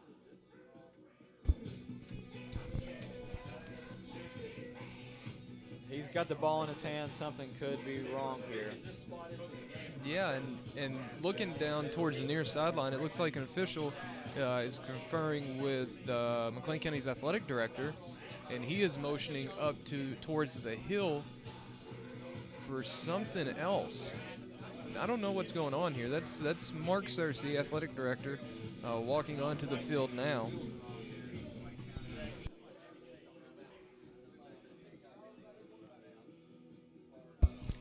So it looks like this is a big decision that's going to be given a lot of thought here.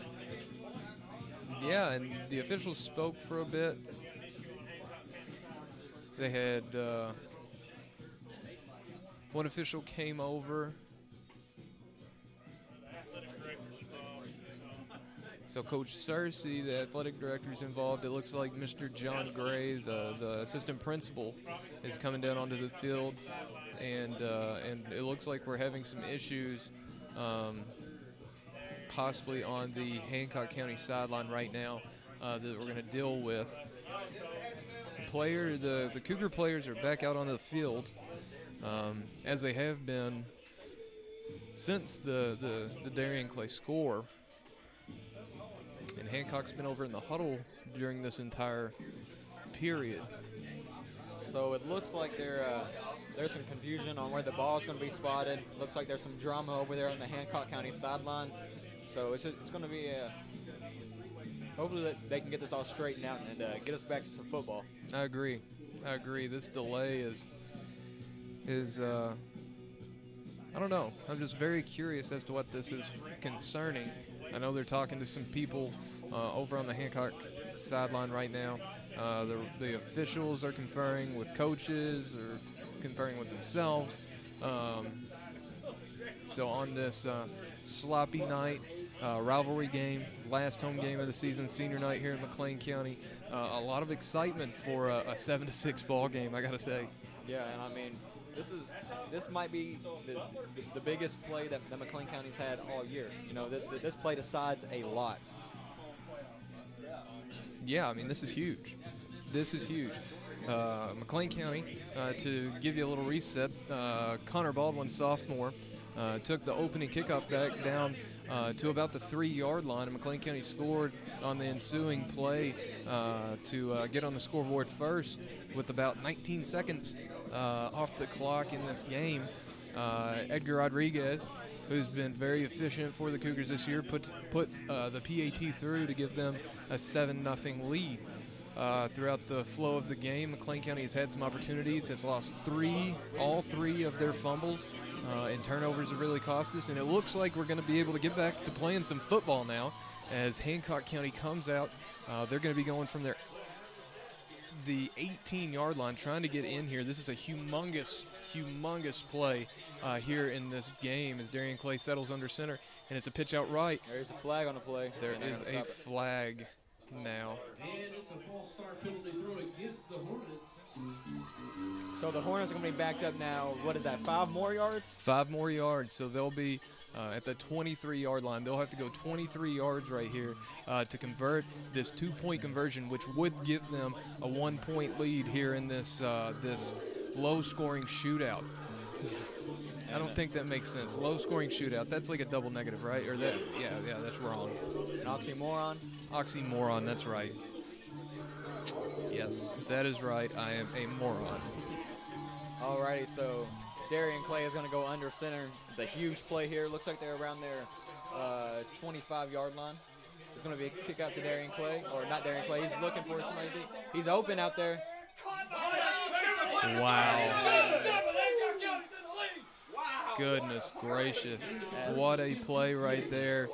Hancock County tossed it out to number 12, who chucked it back to Darian Clay, who turned into the receiver, made an outstanding grab right at the goal line, and falls in to convert the 2-point try for Hancock County. The star quarterback is struggling to walk a little bit right there as he came down awkward, but with that 2-point conversion, Hancock takes the lead here with 8:41 to play in the game here at Paulson Stadium. They now lead your Cougars 8-7. And with that, we're going to take a very quick break.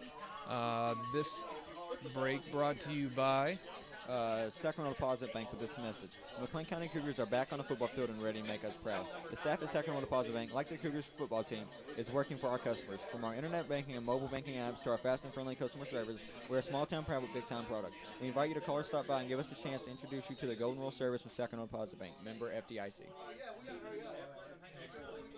Here, just stay live, Trey. Well done on that speed read, though. I got to say, that was impressive. Yeah, thank you. All right.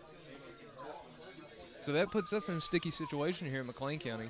With this game, McLean County would clinch home field playoff game during the first week. If Hancock wins, then we get into a scenario where tiebreakers can come into play, and it'll be after the final week of the season before we know who in fact will get that home field advantage.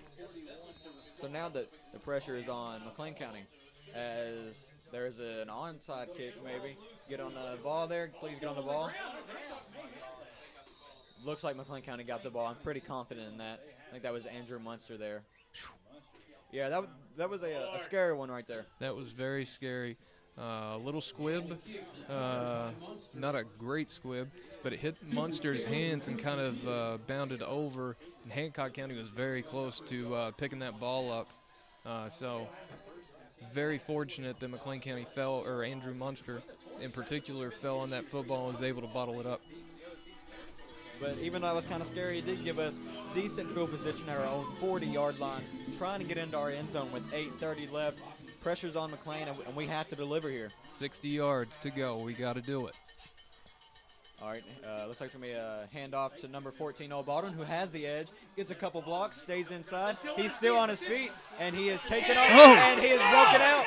He's going. He's not stopping. No flags. And a touchdown. Touchdown, McLean County, giving it right back to Hancock. What a run by senior running back Noah Baldwin. We were talking about it all night, waiting for him to bust out a big run, and what a run indeed.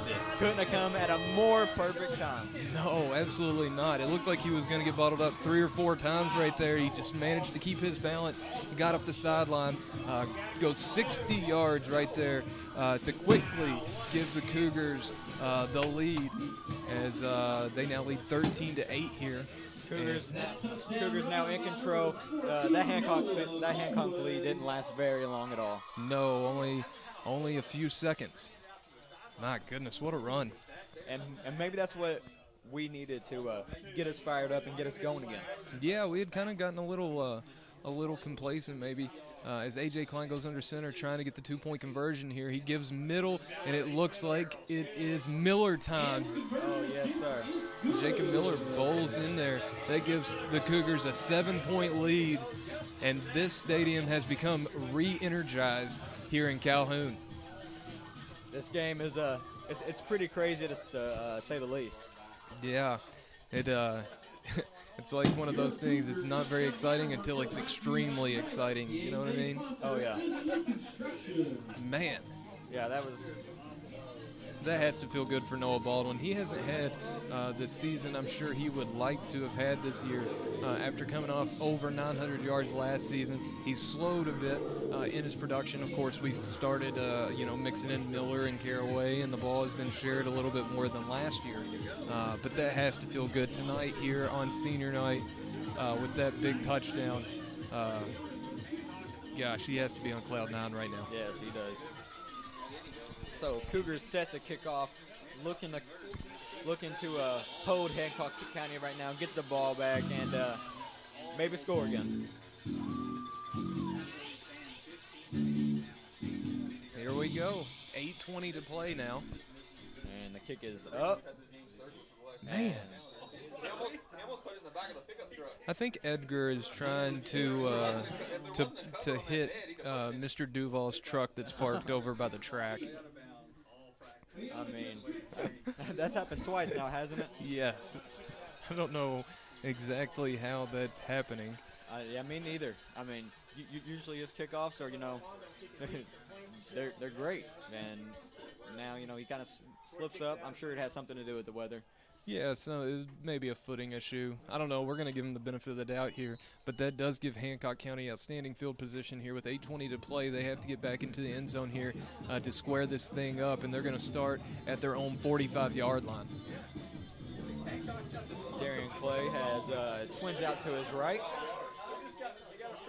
Looks like he's in shotgun. This is gut check time. Yeah. Looks like a handoff to number 21, who gets a push, but gets around 5 yards and gets stopped by the Cougar defense. And I got to say, Newton's impressed me a little bit tonight. He's been very good running between the tackles for Hancock County. Him and Clay, working the option very well. Yeah. I feel like. And on the stat sheet, he's kind of quiet, but in person, you can tell that he makes a big difference in the game. Absolutely. I mean, coming into this thing, I was just worried about Clay, and Newton has shown that he is just as dangerous. Yes, he is. So that brings up 2nd and 5 since number 20 in the motion. Looks like Clay is going to keep it maybe, and they get swarmed up there around the line of scrimmage and might have got a yard.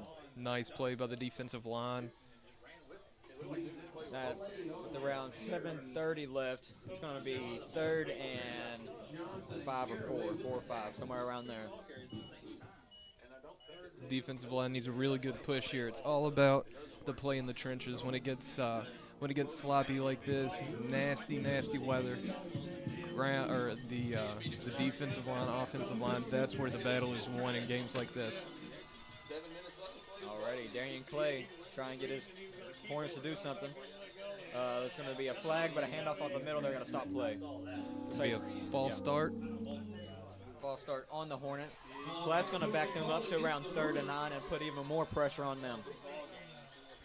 That's a big penalty, very big penalty. We've talked about it on our side all night, penalties that have cut into momentum and put us in difficult situations, and that one's on Hancock here, which is fortunate for our Cougars and something that hasn't happened a whole lot tonight. Yeah, I agree. I hear some cowbells, Trey. I do too. I mean, for it to be such a rainy night, Boston Stadium came out here to show some support for their Cougars. Sometimes it's kind of a little difficult to see over the umbrellas. Yeah, just a little bit. All right, Darian Clay gets a snap. Look how he's keeping it. And he's got receivers. He got pressure too. Nicholas De La Cruz back there. And Morgan Allgood tackles him. He gets around 3 yards there, so it's going to be 4th and 6 or 7 here. He's good coverage downfield right there, and good contain. I feel like half the time when Darian Clay drops back to pass, he's actually just trying to shift himself outside of the pocket so he can get a lane to run. So it was a really good job of containing him. Even though De La Cruz didn't come up with the sack, he did a good job at limiting Clay right there. Yeah, and he wanted that sack, and he wanted to go back there, but he couldn't risk it for his team, and made the best overall decision for his team that he could. Limit the damage. Yep. All right, so it's going to be 4th down here. Looks like around 4th and 6, big play. He's going to run a sweep to the right. Looks like, no, he's got a man down field. And there we go. Looks like that was number 4, Corby Moore. Again, always coming up with the big clutch plays that just stop Hancock County from getting a first down right there. I tell you what, that was a great play by Corby Moore. He closed late. It looked like it was going to be a quarterback sprint out to the right, and Clay got way outside and pulled it back and decided to throw it, and he had a man. And Corby, who has very, very good speed, one of the fastest guys on the team, closed late, made the play on the ball, got there just at the perfect time, and now it's the Cougars who have control of this game. And it always seems big plays, big time to step up. I always say Corby Moore. He's made several big plays for us this year. As looks like that's a handoff to Caraway or Miller. That'd be Miller, I think. Miller. Miller time for 4 yards. And I'd have to say the Hornets offense is it's pretty unusual. I usually don't see teams play like that. No, they do a lot of different things. They have a few really good athletes. I mean, obviously Clay is really good. Newton's good. They have a couple more in Pate, some guys that are pretty quick. And they do a pretty good job of utilizing them. I would like we said, it's nasty tonight, but I bet you it'd be very effective on a dry field. I agree. As Miller goes up the middle again, and looks like he's going to get another 2 or 3 yards, maybe 4 there. Some more Miller time, and that's what you need right here. Yep. You know, inside 5 minutes, you need a big bruiser that's going to give you ball security and is going to keep the sticks moving, as that puts us in a 3rd and short situation here. See what Coach Wagner comes up with. I mean, there's plenty of things you can do with 3rd and short. Yeah, definitely some options here. As the clock strikes 4:30, Miller back in the fullback position. And it is given to Miller, and he's got the first down. Jacob Miller with the run for the Cougars. Again, you know, Miller coming up big right there, getting the first down, keeping the ball on the ground, so the clock is continuing to run with 4:20 left in this 4th quarter. That is huge. That is huge. Absolutely. So McLean County goes up to the line. They split their carries up so much. These guys are fresh at the end of the game. I know they run this almost every snap. It's like running out the play clock, what they should do. Run this thing all the way down. Looks like it's going to be a handoff to Miller again up the middle. A few more yards, and we'll take it. And that's the thing about Miller. I mean, he always falls forward, you know? Yep. And in this, I mean, that's 3 yards right there. Just little chunks. You don't have to get big breakout plays. You just have to hold on to the ball and get positive yardage here. As we just conferred, Hancock County, we believe, has 2 timeouts remaining. So they're holding those close to the vest right here with 3:30 to play. They want to get into a situation where they feel like they can stop McLean County on 4 straight plays. Alrighty, AJ hands to Miller again, who goes up and gets probably close to the first down right there. Looks like he's probably a few yards short, but another 4 yards puts us in a very good situation. You know, 3rd and manageable. From here, Coach Wagner has a lot of options. He has a lot of things he can do. I mean, he's got 3 capable running backs that have proven themselves tonight in Miller, Caraway, and Baldwin, and I would feel comfortable in 3rd and 2 situation, him giving it to any of those guys. Yeah, I would too. And with 2:50 left on the clock and deep in our territory, I mean, this is pretty much the perfect situation for the Cougars. So let's see. AJ Klein running out the clock. A give to Miller again, who looks like he's going to get that first down. If not, it's really close. Eyeballing that spot, and that spot's going to be huge right here. But even so, I mean, where we're at on the field, we're not in a punt situation. And it doesn't matter because it's going to be a first down. Miller time, baby. Miller time. So that's 6 straight carries to him and 2 straight first downs. And it's in the perfect way, you know? Yep. 3rd down every time. Really, really eating away at that clock. So it looks like Cougars are overloading that left side over there. AJ Klein doing a good job at running out the clock. It's going to be a handoff to Jacob Miller, who's got some room. He takes it down to the 10. Deep in the red zone now, continuing to run off the clock, and the Cougars showing great patience here, trying not to go. They're not going for the big plays, which is really tempting, and they're just continuing to pound it down their throat. And the thing about Miller right here, I mean, continuing to pound that ball. I mean, it takes a lot of force to bring down a ball carrier of that size, and right there, he had guys falling off of him all the way down to the 10-yard line. So we just now got under 2 minutes with the clock at 1:55. Cougars deep in Hancock County territory. AJ still letting the clock run out. He's doing a really good job of watching that bag judge. When his hand raises, that means he has 10 seconds on the play clock. And Jacob Miller is carrying everybody, and they're going to stop the play just short of the goal line there. Was that another pickup of 7, I believe? I think so. And we're getting really close to the goal line with 1:30 left. This is pretty much the best situation that the offense is going to put us in. Yeah, and Hancock, it looks like it's going to finally use one of those 2 remaining timeouts here with 1:28 to play in this game here at Paulson Stadium. But we're going to take a quick break of our own. This break is sponsored by BF Evans, located in Livermore, Kentucky, for all your car, truck, and SUV needs. Tell them McLean County Sports Network sent you. Perfect timing for the BF Evans commercial, right? Miller time. I agree.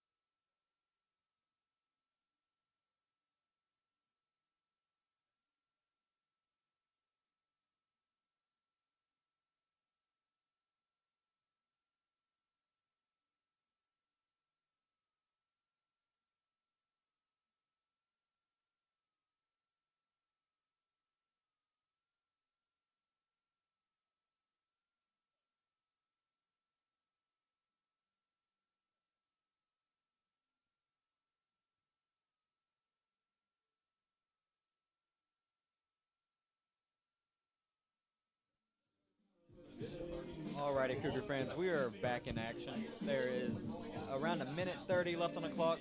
Cougars are right outside of the goal line, probably in the best position that we could be in at this point. Looks like we're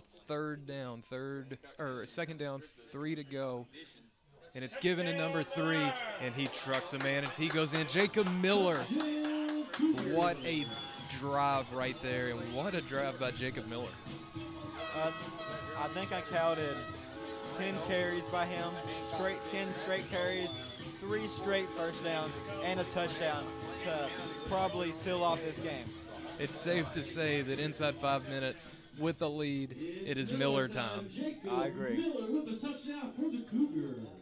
So with that score, the Cougars go up 21-8 here with the point after coming. Cougars are going to go for 2 here.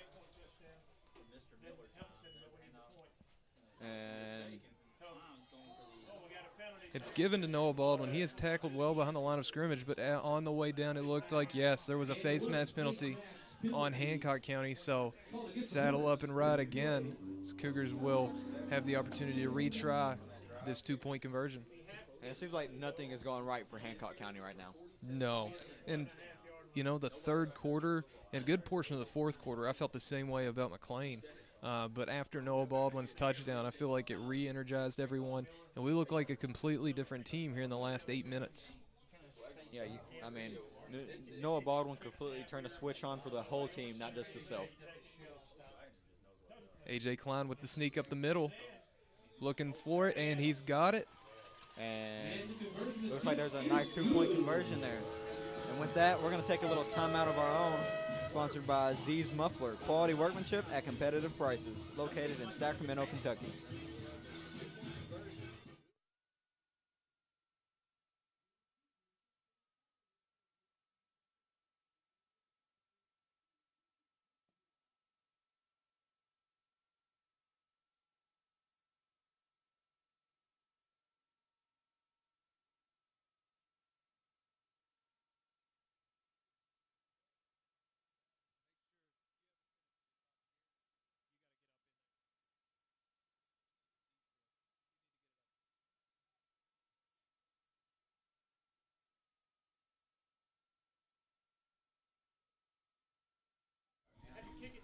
Alrighty, Cougar fans, we are back. There is 1:20 left in this in the fourth quarter. McLean County is going to kick off to Hancock County, and McLean County has a decent lead of 23-8. Yeah, after it was looking a little glim following the Clay touchdown there with about 8.5 minutes left in this quarter, the Cougars put it on the back of actually didn't put it on the back of anybody. Noah Baldwin had an exceptional run to negate that touchdown, and after a good defensive stand, McLean County put it on the back of senior fullback Jacob Miller, and it was indeed Miller time. He took us about 50 yards. He was the only one to touch the ball during that drive, took it in for a score, and also ran off about 5 minutes of this clock, which is very, very, very useful. Yes. So now Hancock County is going to be taking over around their 44-yard line. It's going to be 1st and 10 with 1:22 left in this game. Cougars hoping that they can keep them off the board and waste some time here. It looks like it's going to be a pitch to number 6. He's getting to the outside, and he's going to be stuffed there. That was a collision. Yeah, it was. Out there around the 45-yard line. My gosh. Looks like there's some people down out there. I think that might have been Corby Moore who delivered the hit. My gosh, what a hit that was. And he just threw himself at him. Number 6 was slow to get up, but he is walking off the field, so that is good to see because that was quite a shot. It kind of reminded me of something you would see on a kickoff or a punt return situation where you have guys going at full speed and just have that collision. Really dangerous situations. I know in college and the NFL they're trying to figure out ways to limit that a little bit, and though that wasn't a return situation, that's what type of collision that was there on the sideline. Yes, and that brings Hancock County to McLean County's 45-yard line. It's going to be 1st and 10.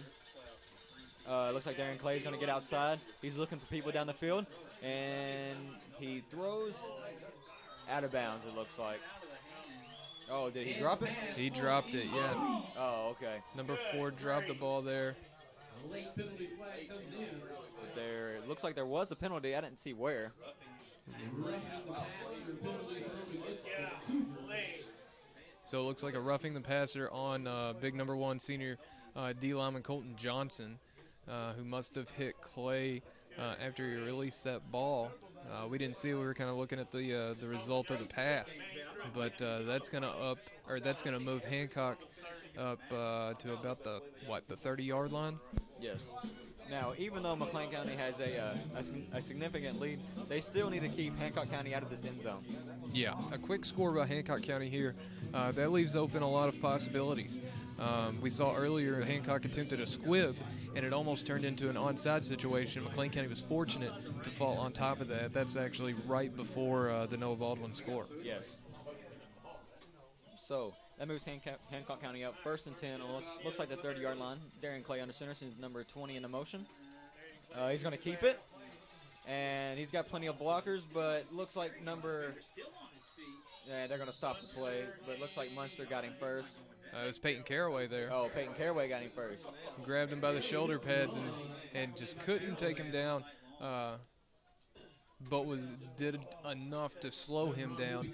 Which we got about 47 seconds right here. The clock stops there as Caraway runs him out of bounds. So it seems like Hancock County is marching down the field just like we were. I mean, different types of plays, but they're marching down the field at the pace that we were. And looks like they could possibly get into the end zone any time now, which would not be good for McLean County. Yeah, that 15-yard penalty really hurts. That put them in a very, very good situation, good position to get into the end zone here. So we got about 47 seconds left in this game, and there is a lot of tension for a 15-point lead, I feel like. Yes, there is.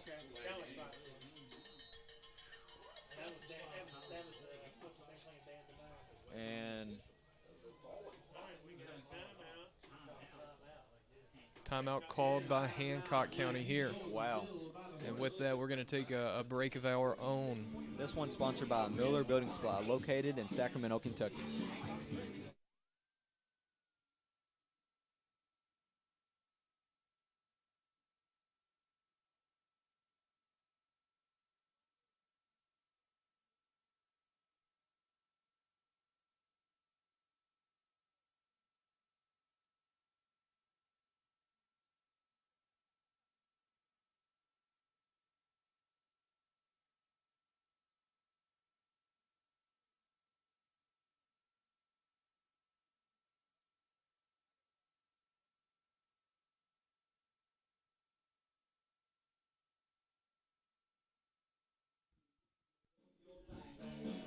Alrighty, Cougar fans, we are back from that unexpected timeout from Hancock County. So there is 46 seconds left on the clock. Cougars up by 15. Needing a stop here to clinch this game in a home playoff spot. And it's worth noting Hancock County is out of timeouts now. Darian Clay rushing out. Oh, through the hands of Andrew Munster right there. And there's going to be another probably personal foul. Roughing the passer on the Cougars. I'm not sure if I agree with that one there, Mr. Hicks. I think he was in the arms of Peyton Caraway when he released that ball, or nearly. My goodness. So that is another roughing call on McLean. Hey, if y'all quit hitting our quarterback after the play, then you wouldn't have to call it. And we have some chippiness here in the press box. I think it's just Hancock mad because they're losing. Could be. So that moves Hancock up to 1st and goal from the 9-yard line. Love rivalries, don't you? Especially you're on the winning side of it. Yeah, especially whenever we win them.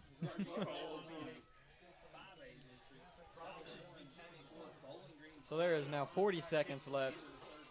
Hancock County getting pretty close to the end zone. Darian Clay takes a snap. He's looking like he's going to roll out. He drops the ball, and number 8, Morgan Allgood.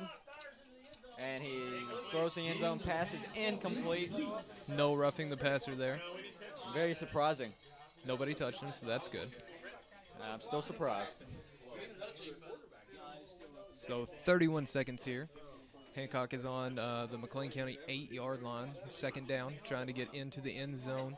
But they need to do it quickly to give themselves any time for an attempt at an onside kick and then an ensuing play following that.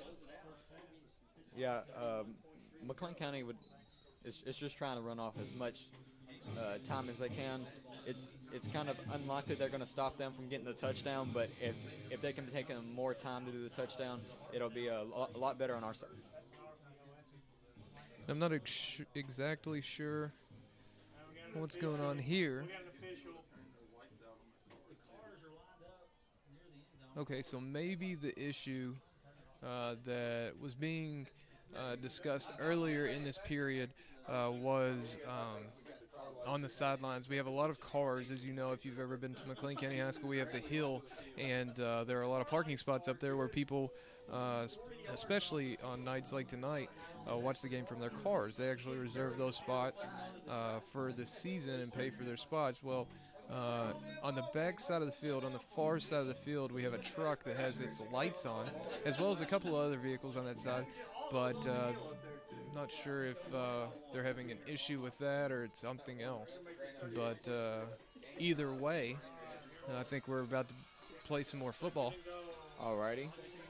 Hancock County lines up again, the 8-yard line. He's dropping back, looking for a pass. Nice little quick pass that is nearly intercepted there. Very quick pass, very quick reflexes by, I think that was Peyton Caraway who almost got on that. Yeah, somebody deflected it out of the way. I think it was actually Munster who deflected it, and Peyton Caraway actually almost intercepted it on the dive. Now that, back to the car light issues, I mean, I don't think we've ever had an issue with that before, have we? No, I don't think so. Of course, on a night like tonight, being sloppy, I'm not sure. I mean, it seems like this entire game has been unusual. Yeah, it has.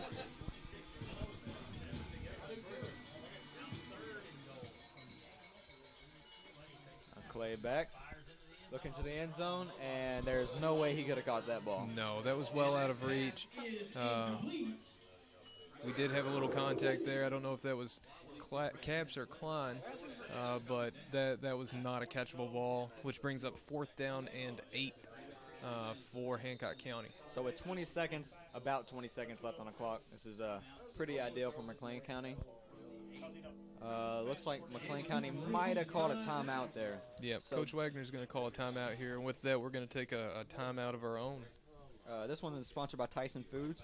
With this message, we would like to thank Tyson Foods, one of our sponsors, who is one of the world's largest food companies in Roberts, Kentucky. Tyson Food offers incentives for performance and attendance and shift premiums. Tyson has very competitive wages, and Tyson offers one of the best benefit packages in the nation that includes health insurance, paid vacation, holidays, 401k, and a stock purchase plan with company match, college reimbursement, citizenship, GED and ESO, advancement opportunities, and much more. Apply online at TysonFoods.com. Tyson Foods is an equal opportunity employer. Minorities, women, veterans, and individuals with disabilities welcome. Tyson Foods at Roberts, Kentucky is hiring. And we're just going to stick around, Trey. The Cougar defense is back out onto the field, and they're ready to rock. You got A.J. Klein over here. Looks to be pretty pumped for this 4th down defense that's about to ensue. Now, Hancock County has passed every since they've been down here in the red zone. I think they've passed every single time. Yeah, so I expect it again. Yep, there it is. And they get down in the end zone, and he stopped short of the touchdown. Very big play there by the Cougars to more than likely seal the deal. Yeah, with that turnover on downs right there, I think it's fair to say that the Cougars have put this one in the bag. We are in a tough spot. We are in tight though. Yeah, I don't think there's any room for Actually, is there room for AJ to take a knee here? No, that's what I'm saying. He would have to sneak or give it to Miller right here. They're gonna pin their ears back and try to create something in the backfield, disrupt a handoff. I would almost sneak AJ up the middle, just one time to run out this clock and seal this victory. Looks like the Cougars are already lining up on the sideline there. And that was smart by Klein. He actually took the knee forward, and that'll be the game. Here we go, clock run out, and the Cougars clinch a nice win and a playoff home game here. That is huge. That'll be our first home playoff game here at Paulson Stadium since 2010, I believe. So huge win for the Cougars on a sloppy, awful night here at Paulson Stadium, 23-8 over rivals Hancock County, and we'll be back here shortly with a little post-game recap.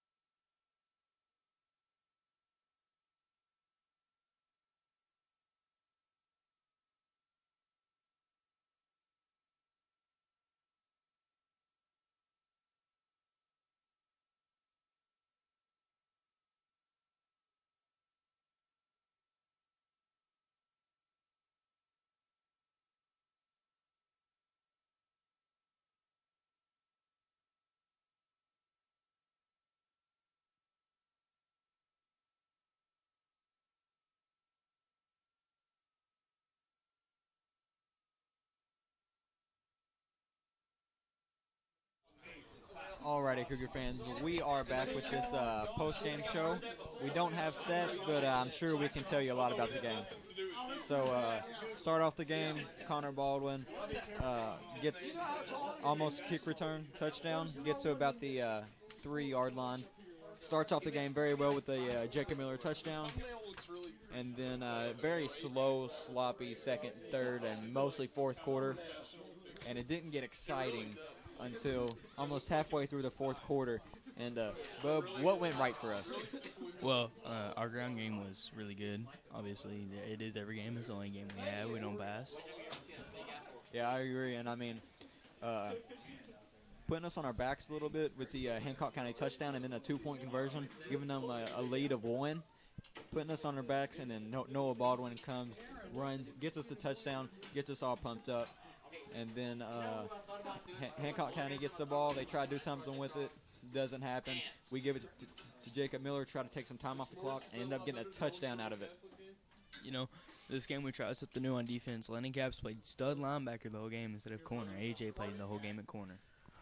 And, I mean, evidently it worked because, I mean, we did come out of here with a win.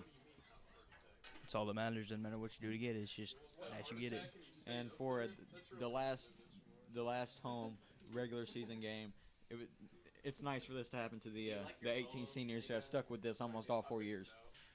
You know, MJ had the flu game. I kind of see this game as the fumble game. The fumble game? All right, yeah. I like that because we had like 3 fumbles and we didn't recover a single one. That or the cold, wet, rainy game. Yeah. And Hancock County played well until the last quarter, and then we just kind of took over from there. Darian Clay had a really good game. So did AJ Newton. He had a pretty good game too. I think Painkiller got hot early, and we just kept feeding the hot hand, and it kept working for us. Yep. We won 28. Jacob Miller and Landon Caps and Noah Baldwin and Peyton Caraway, that pronged running attack, it proved to be unstoppable. And with that, we're gonna pack up now. It's kind of late, and I'm ready to get home. So, next week we play at Webster County, and then I think 2 weeks from now, 2 weeks. It's 2 weeks from now. 2 weeks from now, we play here Ballard Memorial against Ballard Memorial for our first home playoff game in I think 8 years. So if you guys aren't going to be here, definitely tune in because the Cougars desperately want this playoff win. Hopefully get some better weather. Oh, yeah. And with that, we're going to wrap this up. This has been the McLean County Sports Network, and make sure to tune in Friday against Webster County. Thank you.